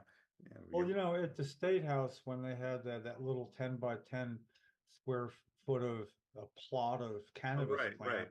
Yeah. Yeah, and the state trooper, they just wanted to make sure that now you take them away with you.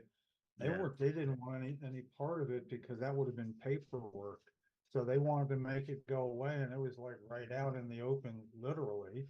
Right. And I thought it seemed strange at first, but I can understand how easy their day was after that too, Mhm. So anyway, that's the latest update that I have. And that's all the agenda items I have. Wow, timely. Oh, it's like, wait a second. Hold it. Hold it, don't go anywhere. Oh, yes, Ed? Ken? Yes. Oh, I just want to say before all the facts are in on this recent criminal case, I don't want us to take much of a position, because he really kind of screwed the pooch for us, because this sends a message, oh, if we let him grow 6 plants, they'll grow 66 plants, So I'm a little remiss to like jump on board with this until all the facts come out. Yeah. Okay. Yeah. Yeah, that's a good point, And Ed. also, It's all did- hearsay did we- right now, so. right. Did we discuss the did I miss the 7 minutes, and was all the ASA thing was discussed or voted on? Oh, we didn't take a formal vote. We got good support from the board for the relationship with Americans for Safe Access. And I Well, don't see, think I it's want gonna, to I don't I think just it's want to gonna, clarify exactly what this partnership agreement is. hold on a second. Oh. I think it's basically. I hope you know, I put together this the, little card. overview of what an ASA CMMNJ partnership would look like. Question? This was try the link out here.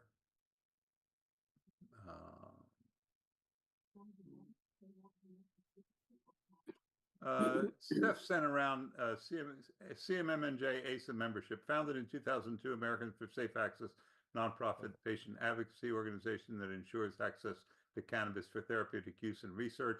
ASA offers a platform for medical cannabis wellness and healthcare stakeholders to engage in projects and programs that address knowledge, policy, and regulatory gaps to improve access to medical cannabis. And then the benefits of ASA membership, and then ASA CMMNJ partnership. Follow and repost ASA on social media. They have LinkedIn. They have a Facebook page. They have I don't even know what some of these are. They're on X. Forward ASA's monthly newsletter to the email list. So we would give more information to the people by using ASA's monthly email list, ASA's monthly newsletter, in addition to our newsletter. And partners are listed on the website, so they're going to list us as a partner on their website,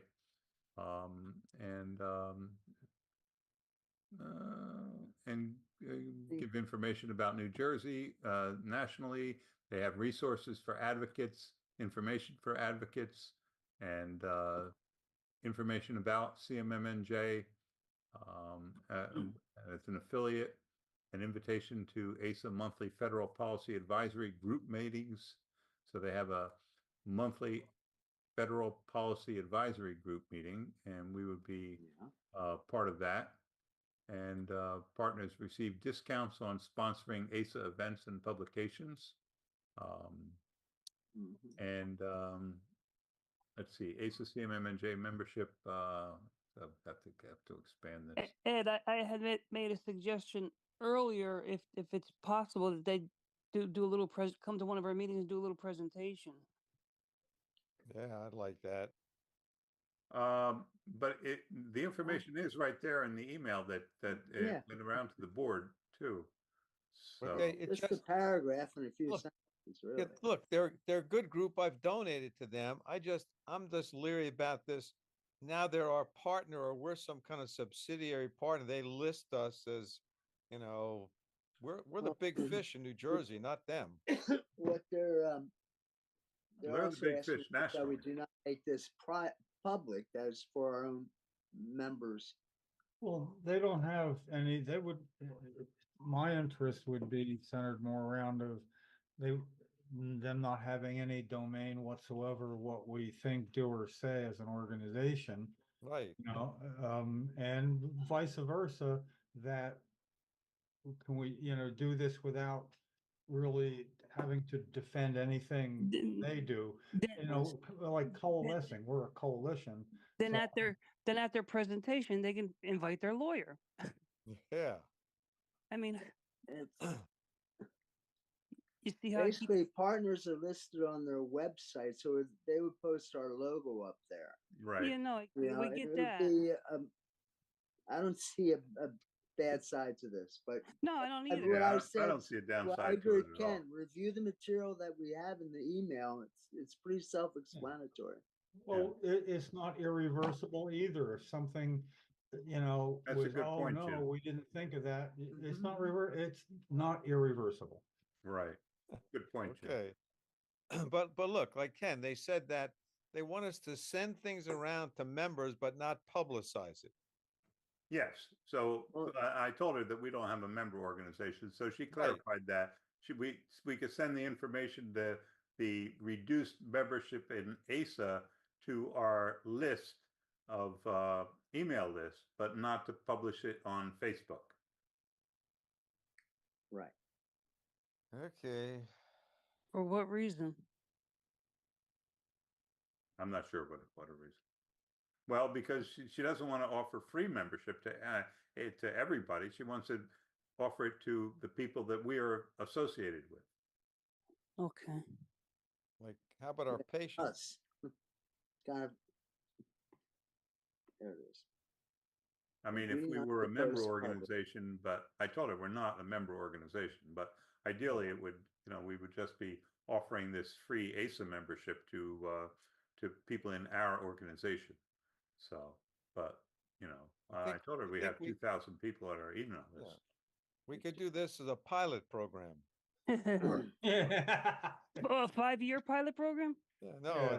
No, Yeah, the, that operates concurrently with anything else. Oh, right. there you go. But All right. but take want- the Jim's opt out. I like Jim's opt out idea. Like, okay, we're in, but we can bail out at any time we want. there's like a 1-page thing here. Couple paragraphs. Congratulations as part of Americans for Safe Access Partnership Program. We're thrilled to offer you a complimentary annual ASA membership. Founded in 2002, it goes over with ASA. That's a nonprofit patient advocacy organization. Next paragraph, our work is guided by shared vision and national framework that chooses to divide between wellness and medicine by fostering the integration of cannabis into patient treatment plans, including frontline options, creating pathways to insurance coverage, investing in the development of standardized cannabis-based products, ensuring a safe and consistent supply, and eliminating employment, housing, parental, and healthcare discrimination. As an ASA member, you'll receive alerts on breaking news about medical cannabis policy, invitations to members only meetings, events, and webinars, pre-releases of copies of reports and publications, discounts on ASA and PFC trainings, events, and conferences, and special offers from ASA partners. And then just gets some instructions on how to join. Yeah. Yeah. There's no Okay. downside to this. It can't hurt us. It can only help us. Okay, so I've they're been a really member for ASMA. They're a years. medical marijuana advocate, right? Americans Yes. for Safe Access. Yes, they're Yeah. medical. Because Mm. that just safe access seems like recreational.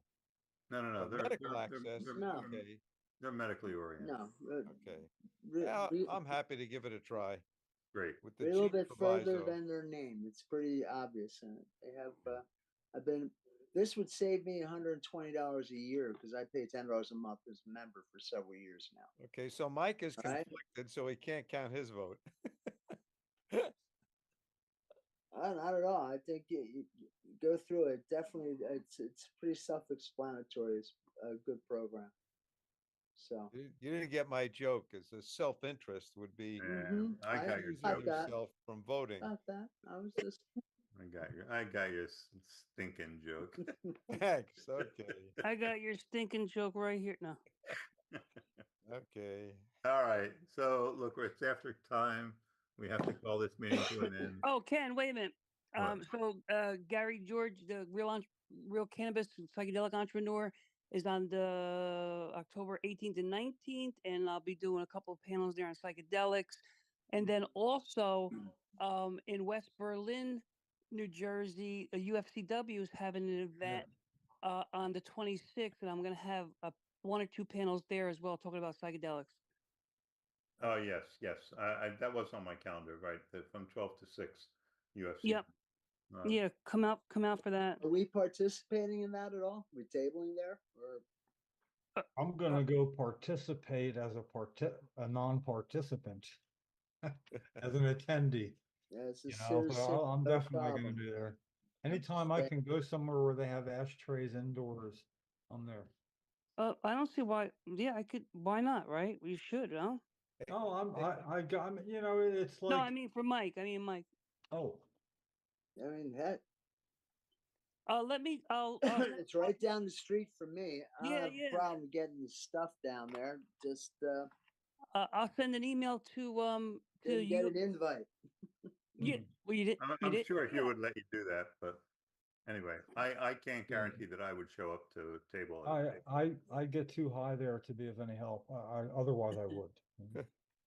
Gaetano, has there been a study, just this is a curiosity thing, about any of the interrelationships between marijuana and the psychedelics? Has somebody looked into that? A study. As often as possible, Ed. I'm researching it now. No. Well, You guys are I got something. my golden messengers in the next cabinet. I'm just worried about, contraindications, like you have certain medicines, like to tell them, well, if you're doing this mushroom or whatever psychedelic, don't mix that with your marijuana, that type of thing. You know what? No. I'm trying to think. Let me look if there's some. Yeah, something came up too. I was at Philadelphia this weekend, and there was so much information there. I took some notes. I think someone did mention something about that. I can't remember off the top of my head. I'll send you I what I mean, find. if you're Um, going to be like with ayahuasca, where you're going to be purging all over, yeah, why, Well, well, back, you'll ayahuasca. need the pot later to deal with the nausea. But Yeah. back in the '60s, we that's a used to use totally different marijuana animal. we used to use marijuana to come down from the psychedelics. So Ed, send me an email of what you're looking for, and I'll find the information for you. I use Okay, I just wanna- psychedelics to come down from the I psychedelics. don't want us to sort of like trip over ourselves and get way involved in something and somebody blindsides us and say, "Oh, you're going to hurt patients," you know? In what way? What do you mean? That if we're advocating like use these psilocybins that I can't pronounce and all these Okay. psychedelics, that while you're using medical marijuana, there could be a problem with the results, you know? I see. Well, as a patient, your doctor should, or your medical practitioner should make you aware of the, restrictions that medical marijuana has with it. Psilocybin mushrooms is one of the safest Right. things known to man. Ketamine's right up there with it as well. Obviously, people have learned not to go swimming while Ye- doing ketamine. or in a hot tub, right? Yeah, but that's Yeah. another story for another day. But Well, yeah, no, I agree with what Ed's saying. Yeah. And this is part of harm reduction. Right. Understanding different harm reduction protocols, they can, especially the ones for psychedelics, apply across the board to cannabis. Right. Right. Well, right now, I mean, right now, all psychedelics are illegal, right? Let's just put it that way, because they are federally illegal.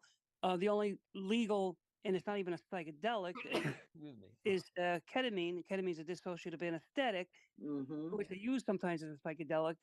But so right now, everything's illegal until the New Jersey S2283 is in place, which is another 18 months away or so. I'll let you know how the psychedelic comes. I'm waiting for it to be in the mail tomorrow, the next day. Okay. I get the Nescamine, the nasal spray. Oh, Spravato? Yeah, Oh, for what are you using it for pain, Mike? yeah. Oh, okay. Is your insurance covering that? Haven't gotten that far with it yet. It was $150. Yeah. So I just Yeah. paid for it, and then what I was told, matter of fact, even Jahan Marcoux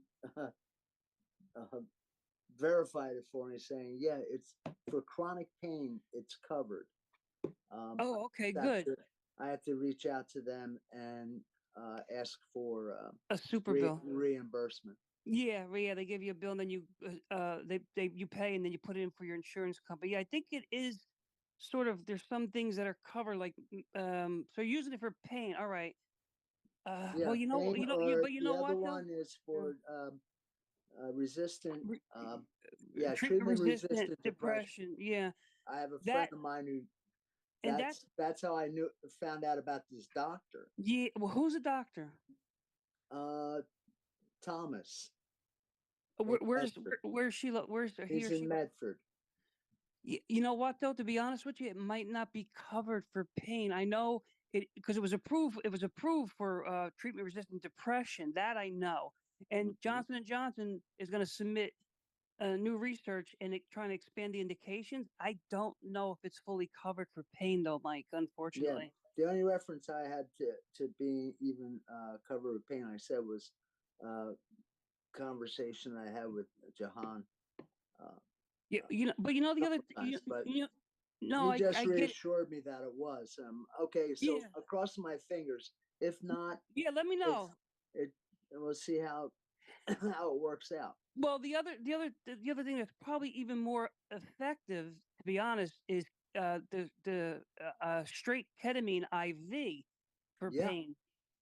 Oh, And that's not covered either, unfortunately. But I think from what I heard, at least this weekend, and from what I know in the past, definitely IV or IM is better for that's what you should really try. But try this. fine.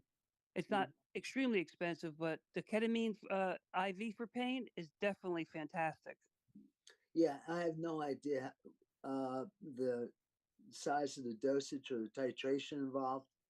You know, for that is a 1 month supply. I really had. I'm waiting for it to be delivered from. Yeah, yeah, It's coming up from Atlanta. yeah, yeah. Well, that's not bad for 1 month, but still, it's out of pocket. Oh yeah, I mean it's a lot less expensive than IV. Yeah, it is a lot less. That's true. But if it works, I hope it works for you. But I think the definitely the IV or the IM Yeah. will definitely But work. I agree with. Matter of fact, that was what my knowledge of it going into this was, and the doctor uh, differed and said he thought that Supravado would be better for me. I Oh, think better. just Okay. because I don't know whether I doubt it's going to be something for breakthrough pain. Although Yeah. if I'm locked up in pain and not going anywhere, why not? If it ends up being something that can be worthwhile. But from what Well, I talked with him before, it yeah. was to be set your alarm up an hour or two before you normally wake up, do a dose then, and go back to bed. Oh, okay. Then the other time was do a dose and then go to bed at nighttime. So it's Okay. around sleeping is where he has. I This. mean, I beg to differ with your doctor, but I think the Mhm. the IV works. Well, and I I am. agree with you. I agree with you. That was But my thinking going into this. but for the price and for what you're doing, it could work. It could work very well, right? And So try it. Yeah. if anything, it's little by slowly. Yeah. I'd like to know how that works out. This ends up being giving me some relief. Then I got something I Yeah. can. They had actually at UPenn this whole weekend. There were a lot of talks on ketamine and Spravato, and there are a couple providers there, and it was really I was very surprised. I was too sick to go, man. Yeah. I've had this really bad bronchitis for a couple weeks. Yeah. It was very heavily ketamine oriented in talks and stuff. I was very happy actually about that. Good. I'm sorry I couldn't go. Yeah, it's good stuff. So we'll see. I got a bunch of names of providers in Philly and so on. So I met a couple of doctors there that actually have practices and therapists. It was really good. There's a handful here around Morristown. Yeah, yeah, yeah. And there's a couple. There's one or two in Princeton. There's a few around in Jersey. There you have it. And actually, I'm working with several physicians out of New York that want to open up a wellness center here in New Jersey, and we're going to be using ketamine, and that's why I'm doing a lot of heavy research in it. We're going to be starting off ketamine for pain management.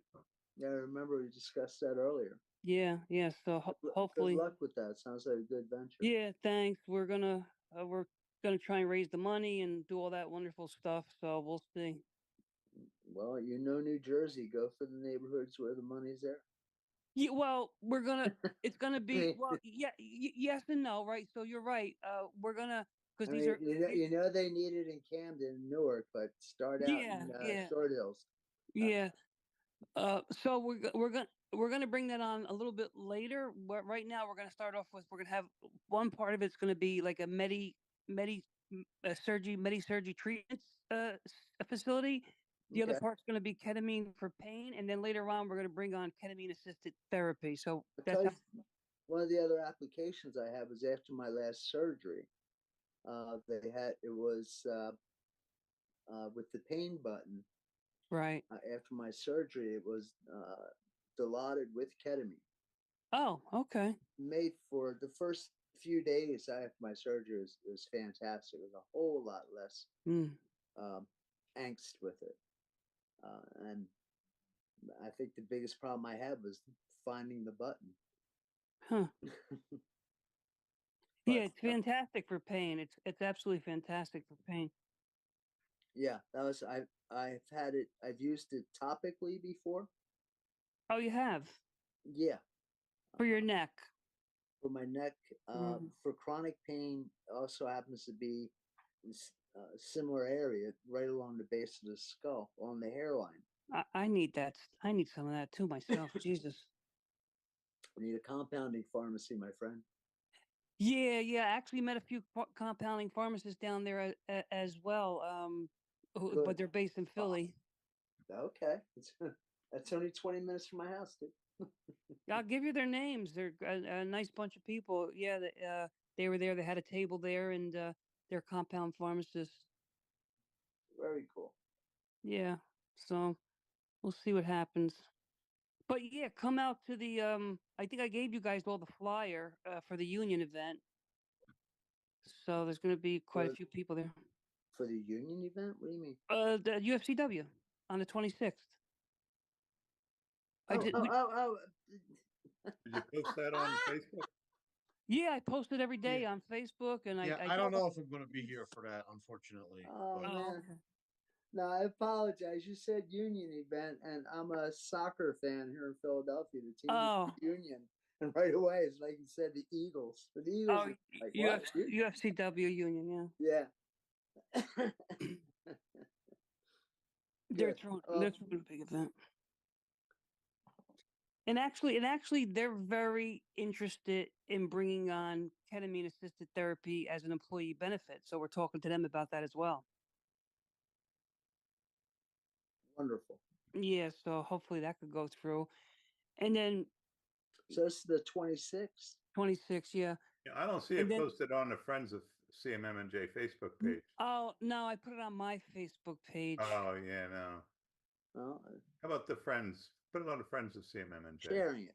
Yeah, Oh, okay. Okay. All right, good. Thank you. friends. All right, anything else? We're way over Uh, time. look for a major announcement.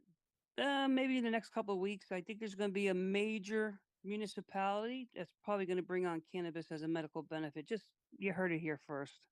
Okay. Hey, did you see my little bit? We're down. We're getting our first dispensary. Oh, It's literally going to be right next door to the police station. I think you used the same entrance. oh that's funny. Yeah. Oh, God bless America. It's like, oh, okay. They're not recording this. No. Well, Mark, I gotta go, move to adjourn. Yeah, okay. Yeah, I gotta go too. I'll All right. second. All right, Thanks, take care. guys. Good Thank night. you all. Good Good meeting. night. Good night, everybody.